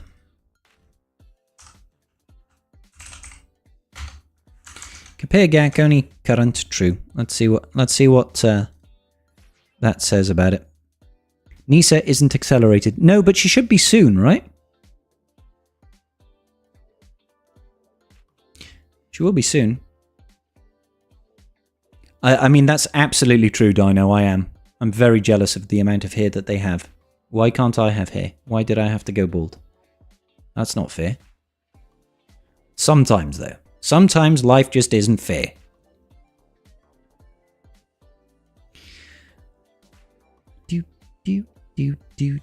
I think Nisa will be will be accelerated in a couple of months, because we just had, was it Merrin went accelerated recently, or was it Saw or Tarful or something like that? So they're finishing up the Jedi Knight Cal ones, which means it's just a couple of months now, I think.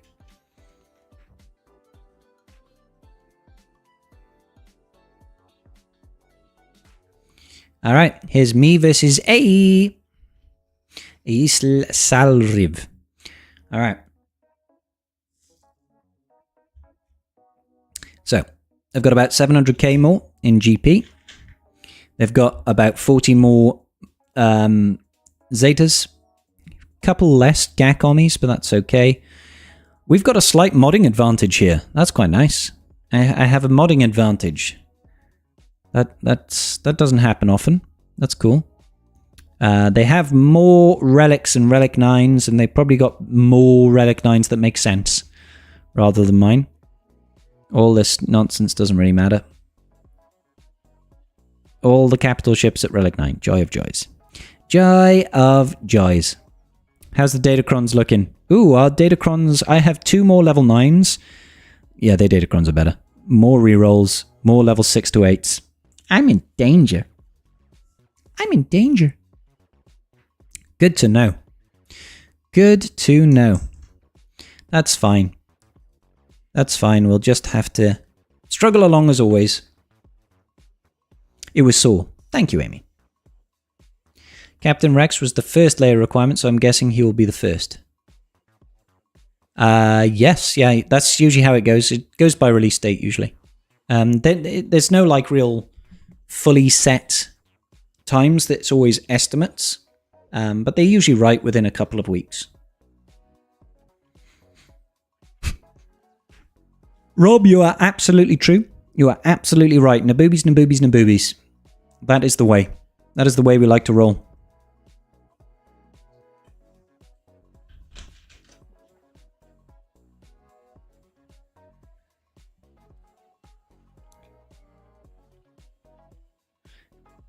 The side-by-side is from Hot Utils, Dinah.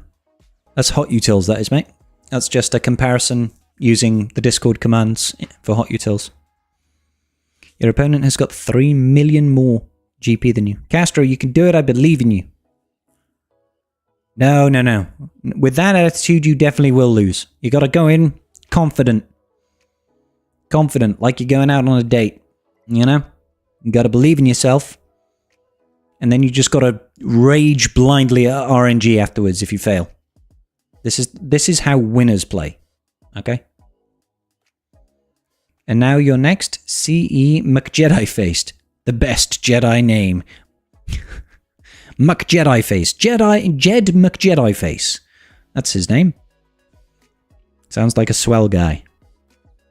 Sounds like a real swell guy. Jed McJedi-Face. Facey McJedi hands.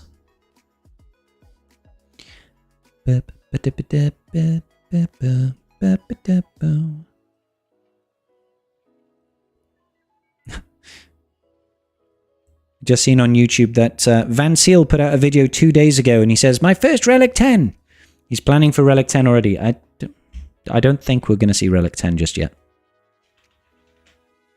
The only reason I don't think we'll see Relic 10 just yet is Relic 9 is still really frickin' hard to get to, right?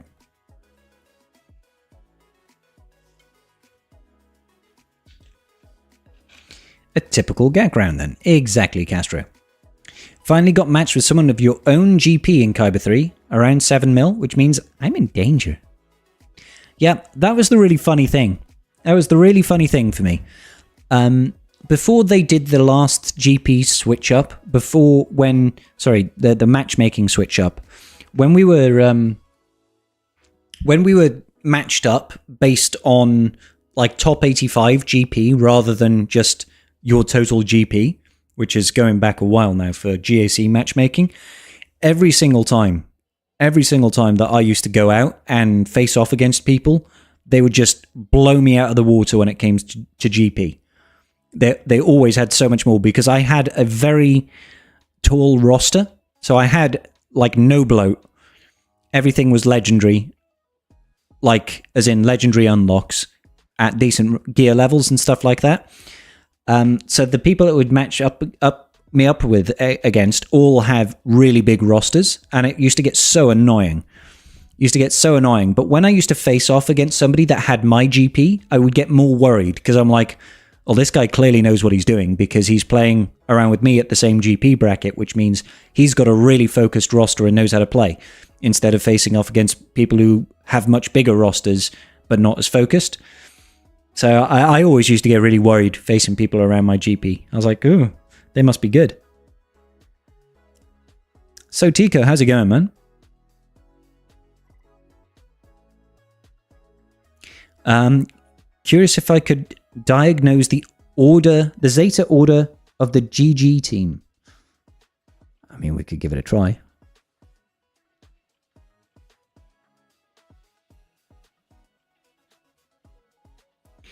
You can't get them without being in Rise of Empire guilds.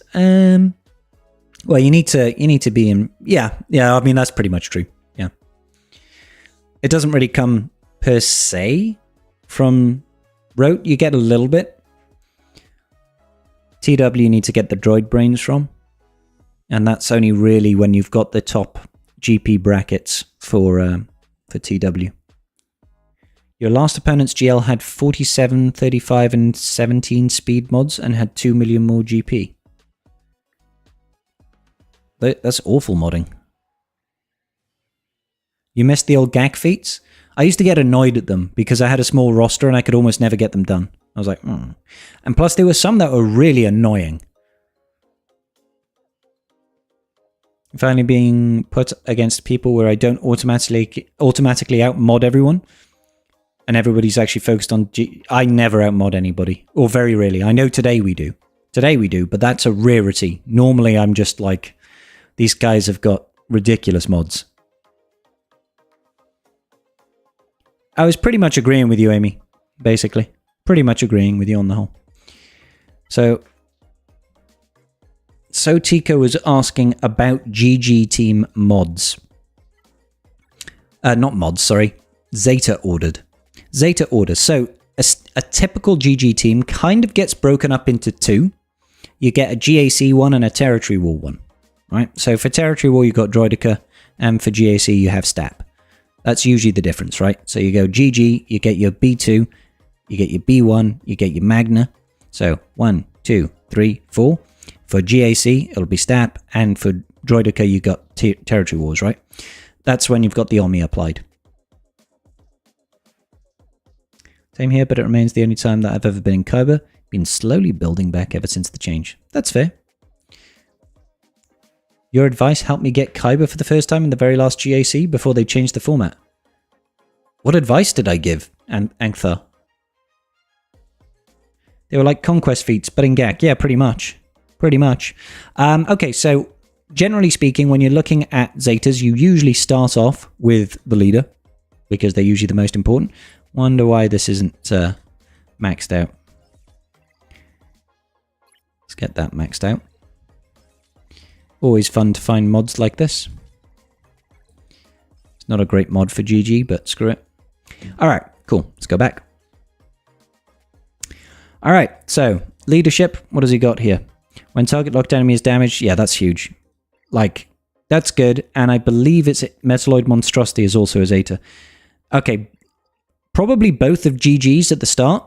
The TM generation and the bonus turns are very, very important. It's kind of a pivotal part of like GG's team is TM generation and GG gaining bonus turns so that he interrupts, does AoE damage, resets his cooldowns, all that sort of business.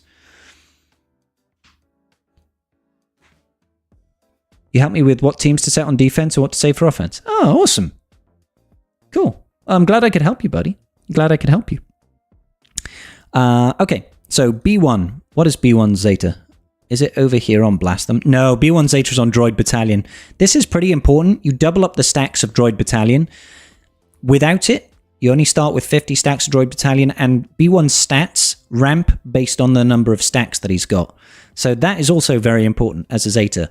The B1 Zeta is very important, and so is the B2 Zeta. So this is awkward. The one you can totally ignore is Maggie. Maggie Zeta is garbage. Don't do it, ever. Hey, peace out, Castro. Am I giving Stap his army? Probably, Amy. Probably, but not until I've got him up to relics. So the B2 Zeta is on his reactive protocol. Whenever a B2 inflict... No, sorry, it's not. It's over here. Relentless Barrage. No, it's not. Where's his bonus turn? Where is his bonus turn? Is it over here? Oh. No.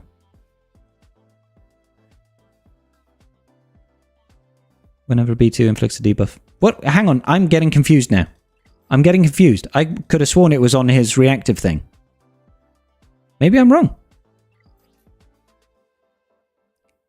I mean, that's still very good. Sorry, it must... That 40% chance is just base, I guess. Does that change here? No, it doesn't. Reduce cooldown once whenever Separatist is voided by attack. Whenever B2 inflicts it, all droid allies gain 5% turn meter. That's still very good. So essentially, when he does his AoE, he can inflict buff immunity, passing additional turn meter. If you're hitting target locked enemies, that's even more turn meter to the team. It's pretty good. Is the cooldown reduction. Yeah, it's on this ability, but it looks like it's not tied to the Zeta at all. I thought it was, but it's actually just TM generation when he inflicts debuffs.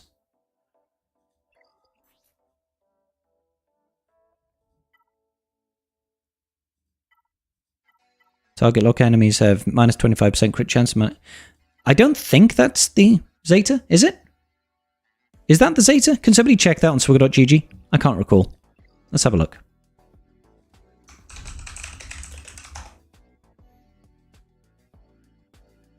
No, it's on reactive protocol. It's the additional TM. So yeah, it's a pretty important one, but it's not what I thought it was. It's not what I thought it was. It's been a while since I've checked out B2 Zetas. The Droidica one is quite nice, but you're only doing this one really if you're looking to push into the Territory War Army side of it. It's on, I don't know if it's on Reconstruction or it's on Deflector Shield. Let's have a quick check over here. Yeah, it's this one. This essentially gives him additional evasion, and if he's got damage immunity, he can assist. This is super useful for the gas mission, to unlock gas at tier 4.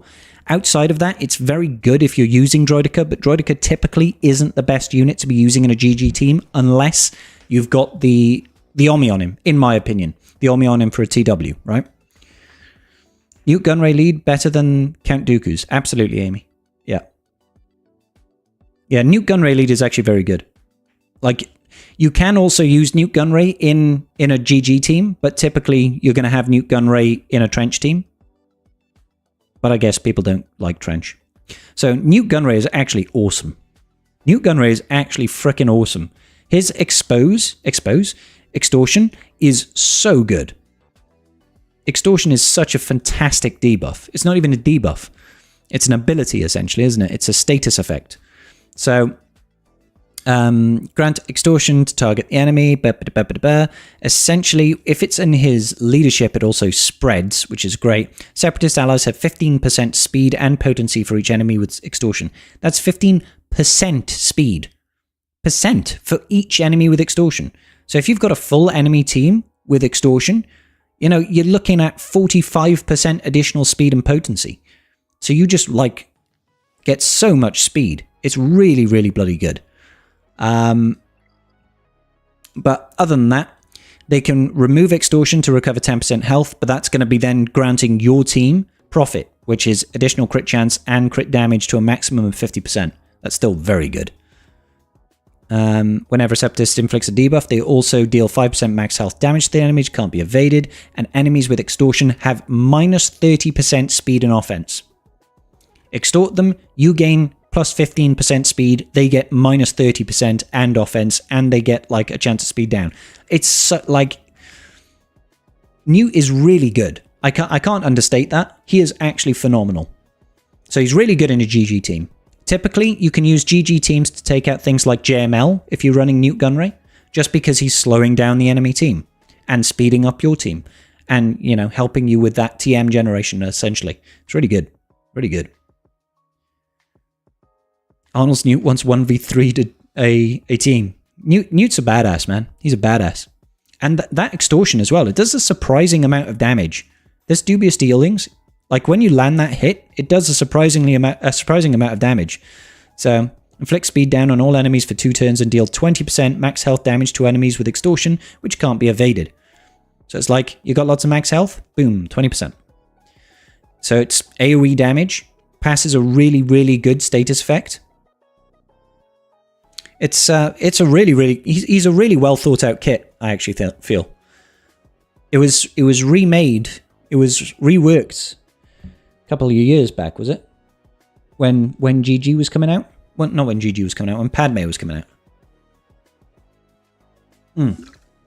When Geonosian TB came out.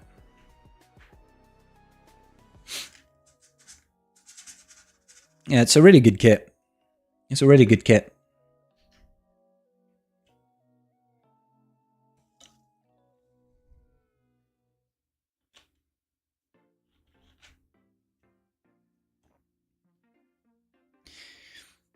There was a 3v3 team a long while ago that was Newt, Wat, C3PO. That was super confusing to try and beat. I suppose it's got an element of cooldown reduction, lots of speed, and lots of debuffing on the opponents. So like confusing, well, if you get to triple stacks of confuse on the enemy, they're going to be increasing their cooldowns on their abilities, right? They're going to not be able to get buffs or turn meter or any of that good business. And then Newt is going to extort them and slow them down. So they can't gain buffs. They're increasing their cooldowns. They're going to be exposed. They're going to lose TM when C3PO basics, and Newt's going to be slowing them down. Yeah, that sounds annoying. And ultimately, what could revive Newt as well? I suppose he wouldn't, though, because if you kill Newt twice, then the rest will escape. GG with Gear 12 Newt was one of the best tricky defense teams. People underestimate. Yeah, there was a long time where GG was super, super tricky to deal with.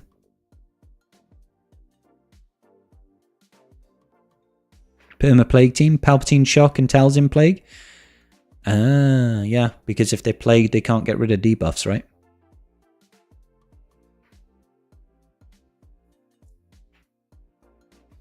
Yeah, it's interesting world. Interesting world. I haven't even really read Stap's kit, but I do know that his Omicron is really good in GAC. At the start of battle, if all allies are Separatist droids, whenever an ally inflicts pinned or target lock on an enemy, they also inflict damage equal to 10% of their max health damage to that enemy, which can't be evaded. That's nasty. Like, an AoE from Grievous is going to hurt. 10% of Grievous's max health on an AoE? That guy can have, 150k health. I suppose it's only 15k, but it's still a lot. Any good Zetas for Nightsisters? Amy, I'm the wrong person to ask. I know that the leadership for Mother Talzin is good. I know that much. Merins are probably good, but I don't know. Like, I don't look at the viability of a team until I can use it, and I can't use my Nightsisters. Not really. I've got a couple of Zetas on there. I don't know why. I just threw them on. In 2 weeks, I'll have to learn, won't I? I'll have to learn, and I'll have to mod them. Mods are becoming such a big problem for me right now. Infinum rating with a party of 6. Thanks, Inf. Mods are becoming such an issue right now. Because rosters are growing at an unprecedented rate, but we are just not getting the same amount of Zetas and mods. So I'm like, it's getting harder and harder to mod everything. Talzin's Unique is probably the least needed, and it's still great. I don't even know what Talzin's Unique is. Welcome, Raiders, by the way. Ay, caramba! So I should go back and check out the Nightsisters. So I know the lead is great on Mother Talzin, because that's the one that gets them to revive on a basic, right? When a Nightsister ally uses a basic ability during their turn, a random a defeated Nightsister ally is revived at 50% health, called to assist. The revived ally then dies immediately unless an enemy was defeated. The revived ally can't be revived by this effect again until next turn. Like, that's really good. Plague Bearer's own. When any unit falls below half health, Talzin gains 35 turns. I mean, that's still good. That's still good. I'm a little bit worried. I'm going to have all these Nightsisters now, and I'm going to be tempted to Zeta everything, and I won't have them. Ignore a Sarge lead, the rest are good. You're not selling me on it, buddy. You're not selling me on it. Because the team is typically going to be that top row, isn't it? It's that top row. So there must be one Zeta on here that I would need. Rampage. Is that the ramping stats? 75% turn meter gain chance, so she definitely gains all the turn meter. Additional offense, additional crit chance when an enemy is defeated, and max health. Yeah, that's very good, isn't it? Don't use Talia. I wasn't planning on it. I wasn't planning on it. This top row is what I was going to be using. I'll be good. I'll be good. I'll be tempted to relic up Merrin straight away. Ventress lead used to be good for P4 Sith raid, but overall Talzin lead is better. Roger, roger. Roger, roger. I need the gear, but it's not even here. Oh, dear me. Asajj in the Hat Raid was the GOAT. The reason I added all her Zetas. Was that in Wave 3 against the rocket droid? That's the same piece. Speak now, or forever hold the same gear piece. Boom, boom, boom, boom. Whilst in Grand Arenas, whenever a Nightsister ally is defeated or revived, Merrin gains 100% turn meter, which can't be prevented at the start of Merrin's turn. Inflict all enemies with 1 stack of Plague. That seems very good. I've got 2 armies. They're earmarked for Jar Jar. She could also solo 3 to 4 with the right setup. That's kind of sick. Hey, Faustus, how you doing, buddy? You okay, my man?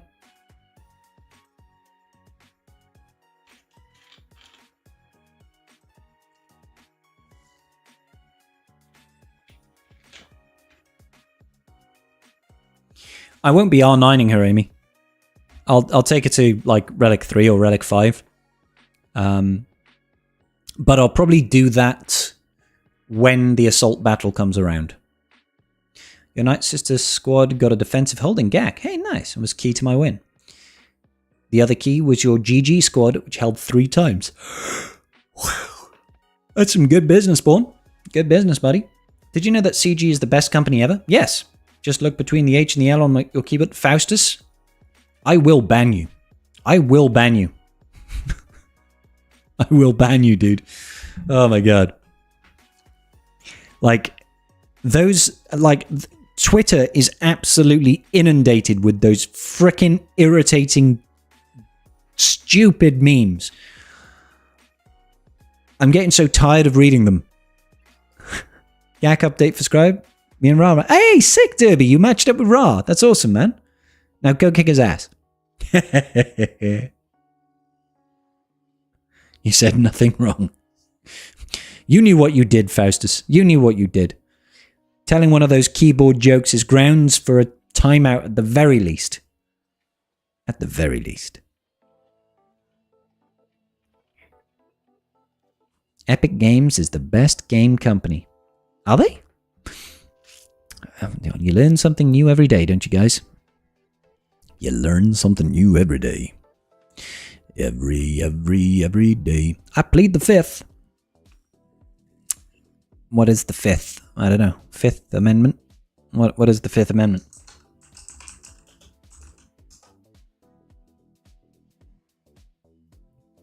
Guarantees the right to grant a jury, forbids double jeopardy, and protects against self-incrimination. You can't incriminate yourself. Okay, fair enough. The right to not perjure yourself. The right to remain silent. It's a little bit contradictory, isn't it? To say, I plead the 5th. It's like, well, you're no longer silent. I'm clearly joking. Clearly joking. Ba-da-boom.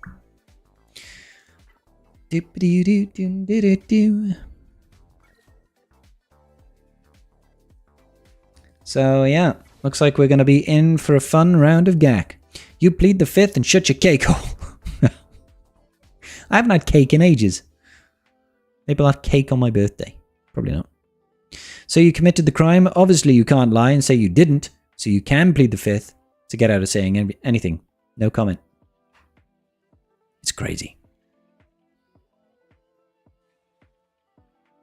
It's a really odd situation, isn't it? It's like, well, yeah, I did commit this crime, but I'm not going to say it because then they'll arrest me. But I can't say I didn't do it because then I would be, you know, perjuring myself.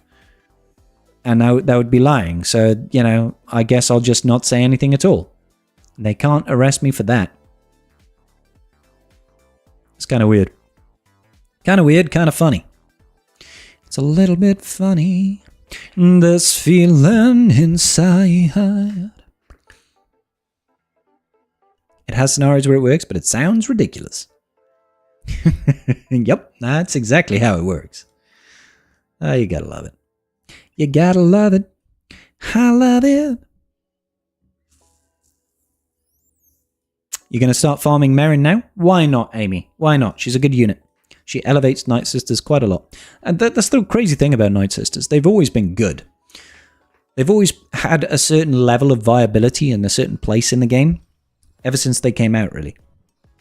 And they've always maintained that, and obviously Merrin has just sort of propped them up a little bit and modernized the team a little bit more, giving them some more viability. And in all that time when they've been good, I've never had the opportunity, or I never prioritized gearing them. Kind of crazy.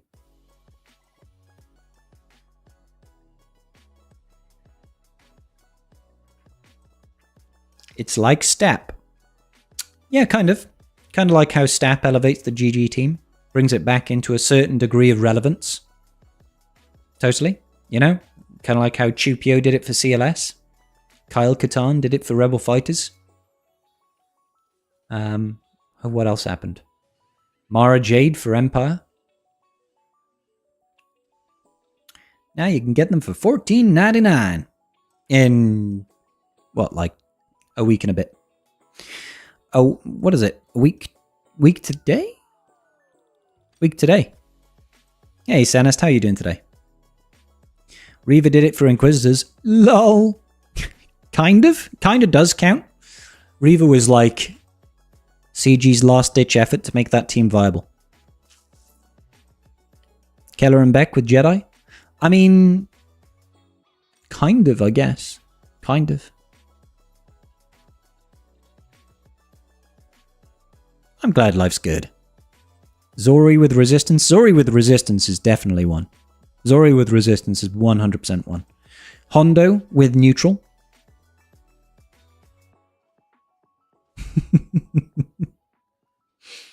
Rex with Phoenix, or with clones, or with gas.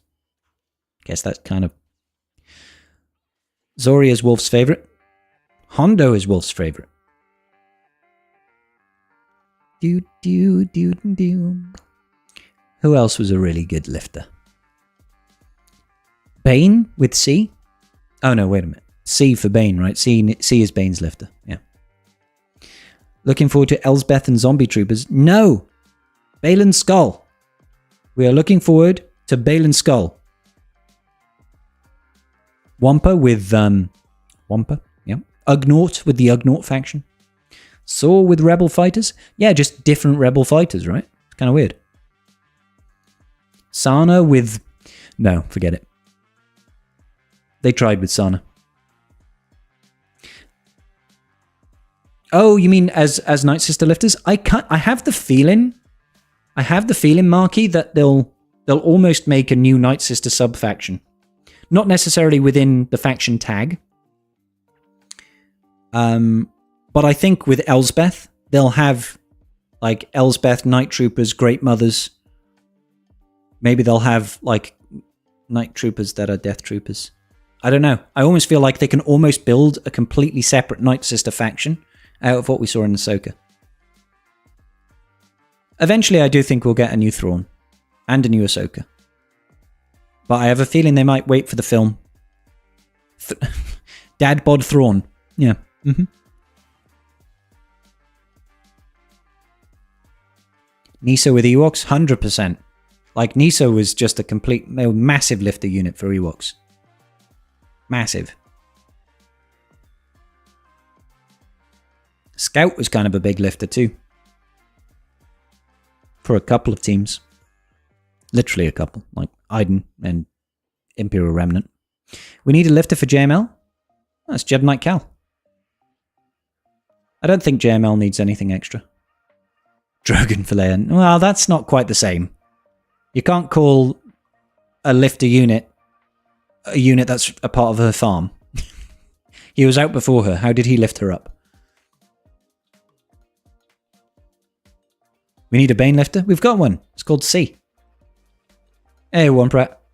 Only just made it home. You're late for you, bud. Why are you home so late? JML lifter is every Jedi that comes out of the game. Yeah. More for Lord Vader? Oh, wait. Ah, poor Lord Vader. Poor Lord Vader. Any unaligned Force users that are dark side, can I work with Lord Vader? Maybe this is the one.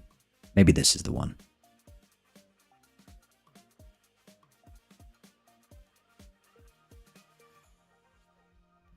But yeah, Maul is a lifter for Lord Vader. That is different.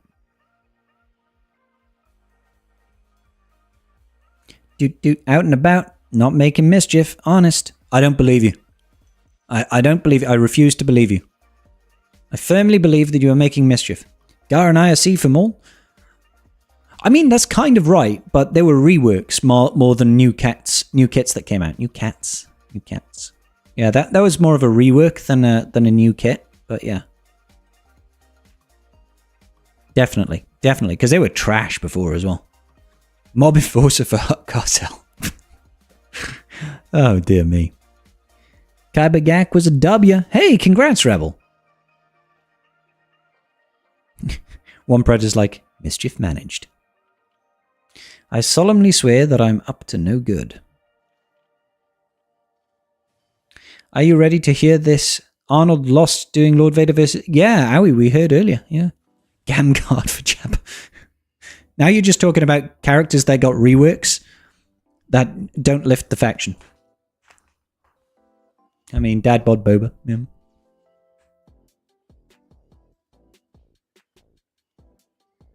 How do I hide this? Did you murder someone or something, One Pratt? Actually, no, you can't perjure yourself, so no comment, I guess, right? See, I understand the fifth now. I'm basically American now. T3M4 for the... No. You're just playing outside the game now. You're playing outside the rules of the game. It has to be a lifter unit. So a unit that came out after the release of the team that made a team viable again. T3 doesn't do that. T3 came out with the Old Republic and still doesn't do anything. If anything, he goes to a sortie team. There was a time where he went to a GG team. That was good time. Like the old GG Nuke team used to be fun. Anybody remember that? The GG Nuke team? That was great fun. Cup for... Guys, you should... Ayla for Dat Cleavage? No? I don't know. Well, TIE Defender. Rob gets it. TIE Defender. For any fleet in the game. Jawa Scavenger for... No, Amy!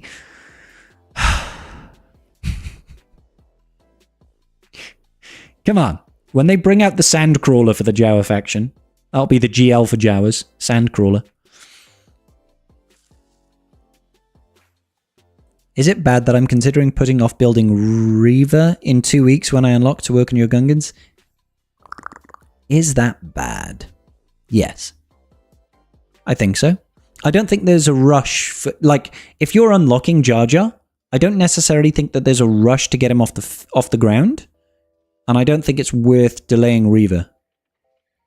She's just one character. She's one character.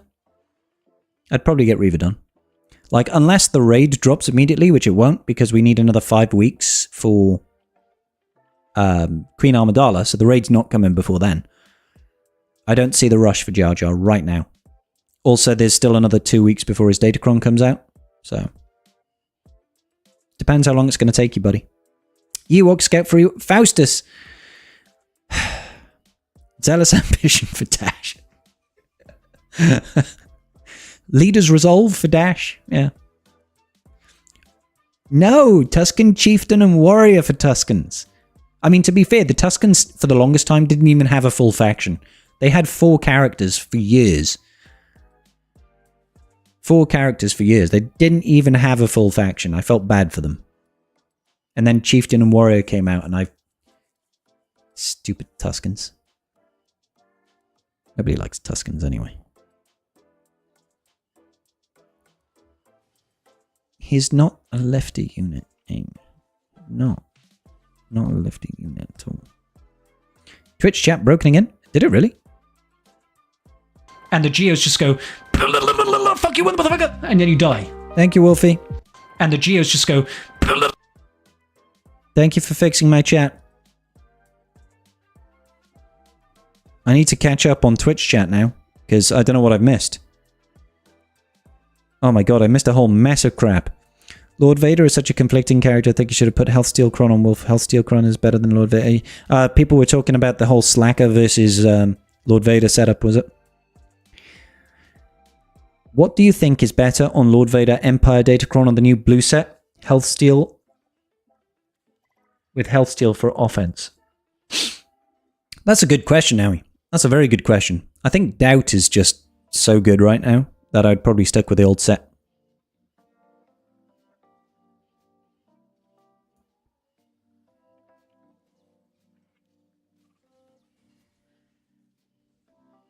Imperial Trooper tag for the lifter. The Imperial Trooper tag was the lifter for Imperial Troopers. Is that actually true? That might have been before I even started playing. Tuscans had 3, not 4. Was it 3, Zig?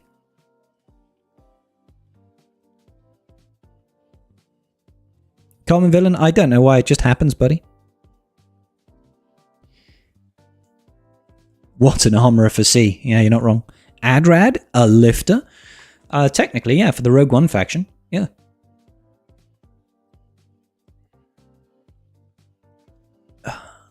Yeah, what was it? It was Shaman, Raider. Yeah, you're right. Didn't even have... You could do a 3v3 team with them. Not that anybody would, because they were terrible. Now you see lots of 3v3 Tuscans. Because they've got Ommies and a good leadership. Chieftain and Warrior are new. Yes. And they're very good. They're very good. Don't you need Tuscan Chieftain for the Conquest feat for momentum? Yeah, pretty much. Well, I mean, you can do it with Dad Bod Boba, but you want Tuscan Chieftain. Just don't have to gear him very much. Momentium. Shaman was mega paywalled for a long time. Was he really? Zone? Was it in those chromium shipments? Sabine Wren for Lightside Mandos. Amy. Bo-Katan Mandalore for Lightside Mandos. Clearly. Nisa lifted. Ew, I'll stop right there. Well, Howie, you're absolutely right, though. Nisa was a lifter. I ask because the new Lightspeed bundles incoming unlocking JML. Red Crate looks very, very possible. Yeah, why not? Yeah, no. Like, I do it with... Jesus. Sorry. I'll show you. Over here. My Tuscans are not great. Tuscanos. See? I've got these two at relics, but the rest are... I mean, look, this is in 7-star. This is still at 3-star. Only gear 9, is it? I've got the Zetas, but you kind of need the Zetas. Don't think you need the Tuscan Warrior Zetas, but you can make it done. And this is... You know, you don't need the relic levels either to get momentum. Gary for Arnold. Is Gary the lifter unit for Arnold? Nice. Because it wasn't loading? Twitch wasn't loading the chat. Yeah, Twitch chat wasn't loading for me. Sorry, guys. Dreamies are the lifter for Indy. I mean, lifts are energy levels, and I get scratched to hell and back. Also going to try and get Merrin to relics before next conquest. Nice. Tuscan Warrior will never get done because of conquest. But not because of Cantina Energy, and you're pretty much right. Yep. Cantina Energy is too valuable. Indy for Scribe. Oh, Indy and Smudgy Bear. Meathead for Scribe. Well, I'm still waiting for Meathead to jump back into VC and have a chat with us. And give us all the inside scoop. Could we be the de facto person that people come to for Meathead chats? Who knows? Shorker for Rambam? I mean, that's true. I mean, pretty much anything for Rambam is a lifter, I think. You know? When you're that impaired, anything. You're like, having an inanimate object that doesn't talk on his stream is probably a lifter for Rambam. Love you, buddy. Karth for Scribe and or Heinze. Oh, Heinze is no longer around, is he? I mean, he's still alive, don't get me wrong, guys. But he just doesn't stream anymore, right? Baby Yoda for damage immunity. Was there ever a period, when top players retired en masse for whatever reason? with all the bundles. I think Datacrons was the biggest en masse quitting that I've ever seen in the game. So to follow up on your Gungan versus Reaver question, do you think 2,300 Kairos in 3 months is doable? Feels it. Feels it. 2,300 Kairos over 3 months. That's less than 1,000 Kairos a month. That's about 700 and something. 750? Not even that. There or thereabouts. Which is... yeah, I think it's probably doable. It depends, like, how much you are refreshing your regular energy and if you're farming Kyrotech frequently and stuff like that, always buying it out of the stores. It seems doable to me. It feels like it should be doable.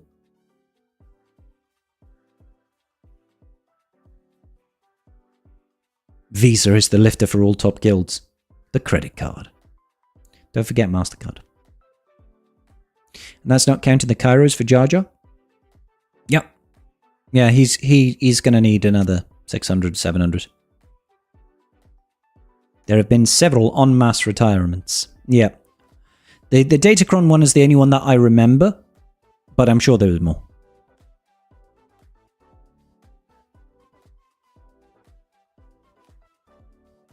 Then, yeah, I got that yesterday, Ardahan, but it's okay. I'll finish them off tomorrow. DV what Thrawn nerf was one? Oh, yeah. Yeah, I remember that big nerf, yeah. People didn't like that. Some tried to tolerate Datacrons, then just a couple of gag losses later, then I'm done. And that's a real shame, to be honest, because I actually find Datacrons enjoyable now. Legion says they aren't that bad. Exactly. The fact that it keeps GAC fresh is what I like. Gear 13 had some retirement, but then even a few months later with Relic system release. Yeah, I don't think it was an en masse retirement for Gear 13 and Relics. It's at 99 because it went from 95 out of 100 to 99 yesterday. So tomorrow, hopefully, I'll get, the shards that I need. I say shards because he's an accelerated farm, so I can't get one shard.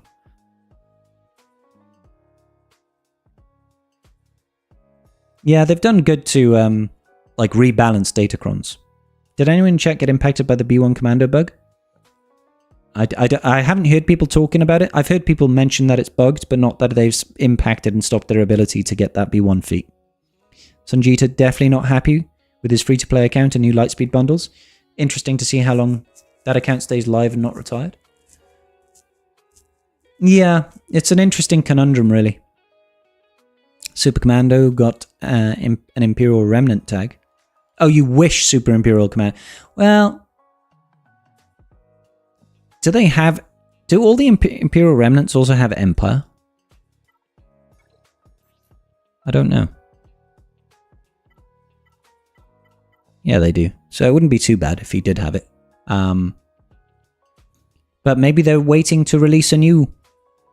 What do they call him? It was like... They called them Dark Troopers still, didn't they?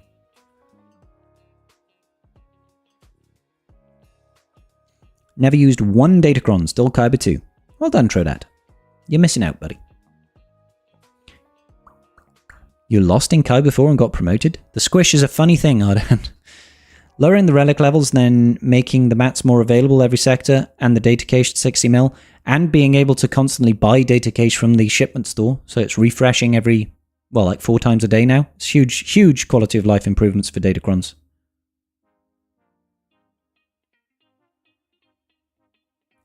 Yeah.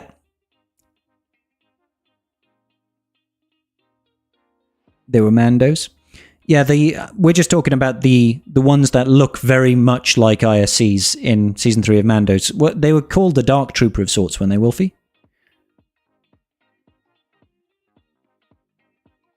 Were they actually called Dark Trooper version 2, Wolf? That's such a lazy name.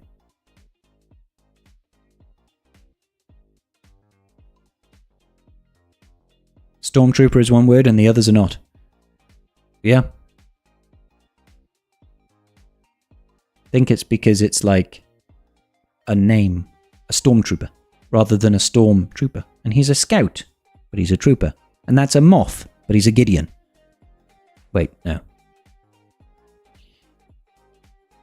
I agree, Owie. I was disappointed that we weren't getting a unit from Mandalore. You want the droid that Thrawn fights in Rebels for training? Couldn't comment. Should get more units from Rogue. Wait, go in the bow event and check. Check what? Oh, the models? Oh, yeah. Is the bow event live right now? I don't think it is it? It's not coming back for 2 weeks. Do.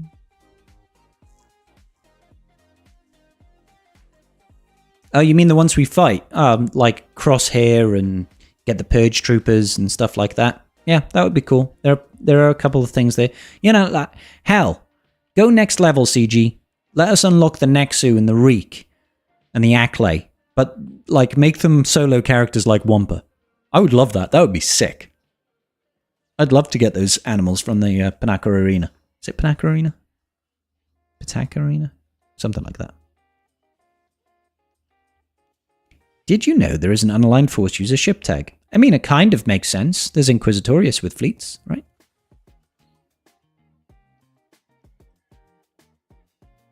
Give us a Tantan. A Tauntaun. Yeah, and we could sleep inside its guts. To keep warm. Just give Stormtrooper Han the Imperial Trooper tag. But he would be trash. Zillow Beast, please, CG. The Zillow Beast is kind of cool, to be fair. It's only on the Scythe. Is it really? It's not on the Interceptor. That's kind of weird.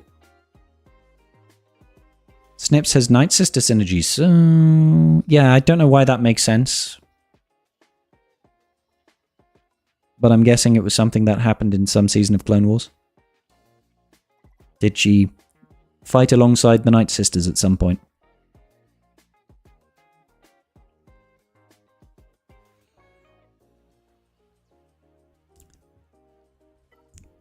Claim that free bronzium. Bronzium, yeah. She helped Asajj. Well, hang on. Popov is saying she helped Asajj, and Amy is saying Ventress helped her. Which way was it, guys? Who helped whom? A-Wings and B-Wings are needed. I mean, maybe they could revitalize some ships and stuff. Imp tag, reserved for young Han with bounty hunter tag. It was mutual. Oh, okay. It was a marriage of convenience, as they say. A temporary alliance.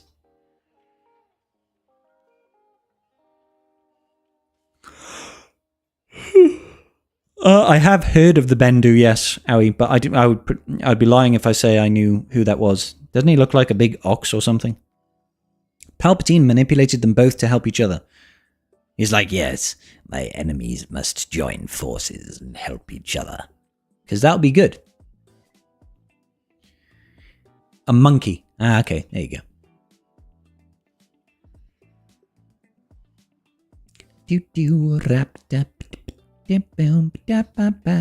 Why is Bendu so amazing? What's special about Bendu?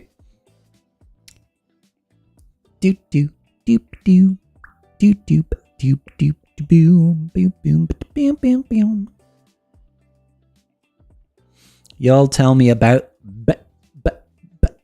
Bendu. He could be an unaligned Force user GL. Really, that's strong, huh? He's an ultimate Force user. Wow. He's the one in the middle. It's a massive Force-sensitive creature. Oh, I see. So he is the embodiment of neutrality in the Force? I don't know. Is that what you're trying to say? Sounds pretty powerful. Sounds pretty powerful, but honestly, I don't think the Ufu faction needs a lifter. I'll be real with y'all. I think one of the big Datacron helpful moments was lowering the team relic requirements. Yeah, I agree, Andrew. It was a massive positive move to go, you know, what is it, 135 rather than 357. Huge improvement.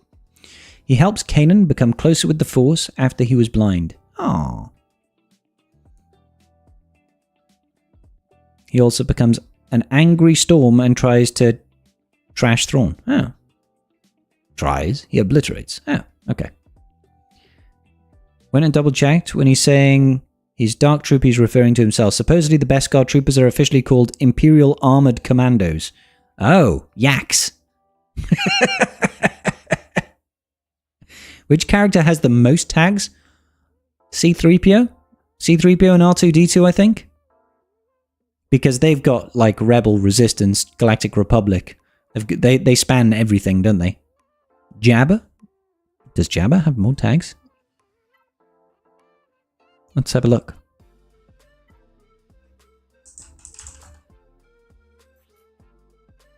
So, Jabba is... He's a galactic legend, dark side support, leader, bounty hunter, cartel, and smuggler. 1, 2, 3, 4, 5, 6, 7. That is a lot of tags.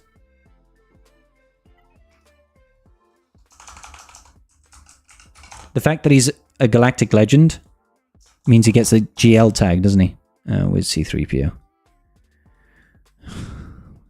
Where the bleeding heck is C-3PO?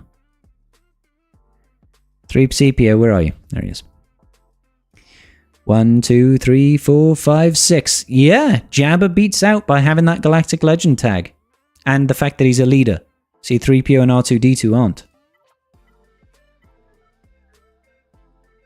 1, 2, 3, 4, 5, 6. I mean, all the Inquisitors have also got a lot of tags. 1, 2, 3, 4, 5, 6. Does anything have more than 7? 1, 2, 3, 4, 5, 6.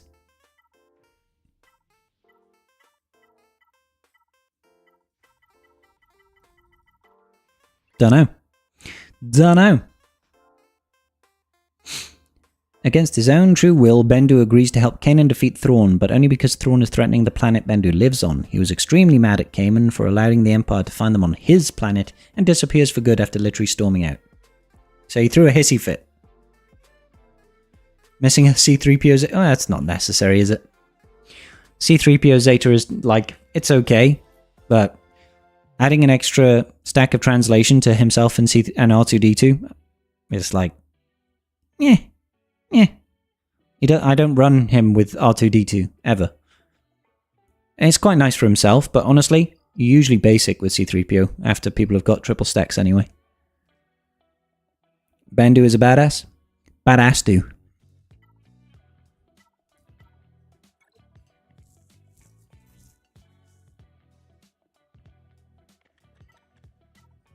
Just trying to see if we can see anybody with any more tags.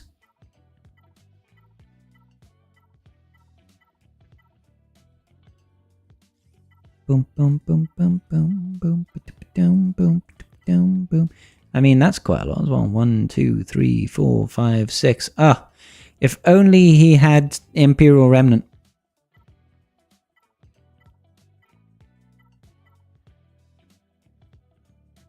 One, 2, 3, 4, 5, 6, 7. Jango Fett is tied. Jango Fett is tied for 7. Who knew? It's because of that Separatist tag as well. And the Mandalorian tag. It's kind of huge.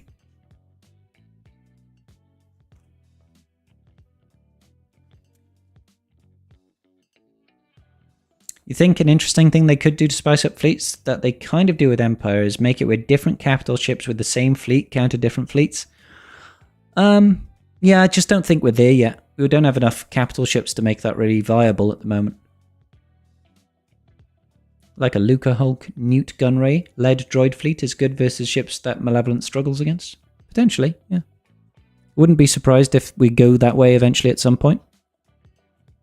1, 2, 3, 4, 5, 6. Oh.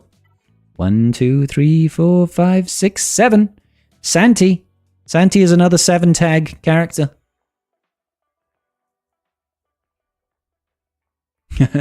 Yep. You do know Ugnaught has got a lot of missing tags, yeah.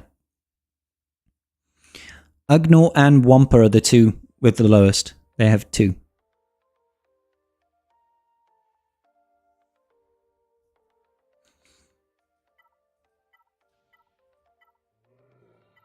Anyone else with a bunch of tags?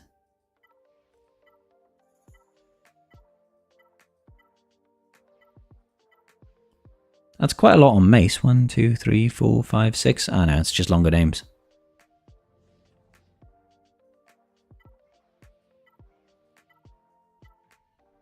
Yeah, now we're getting to the Inquiz. We know all the Inquisitorius have quite a lot. Ah, it's because... Where's the pilot tag? Shouldn't they have pilot as well? Is pilot not a tag? I thought pilot was a tag. No, it is a tag you can filter by, but it's not a tag. Yeah, it's not a faction tag. That's quite a lot. 1, 2, 3, 4, 5, 6. Shouldn't Ugnaught be like Wampa? Yeah, Ugnaught should be soloing people. We need to have an Omicron to turn Ugnaught into a solo beast. We need it. Let's make it happen, guys. Let's make that proposal.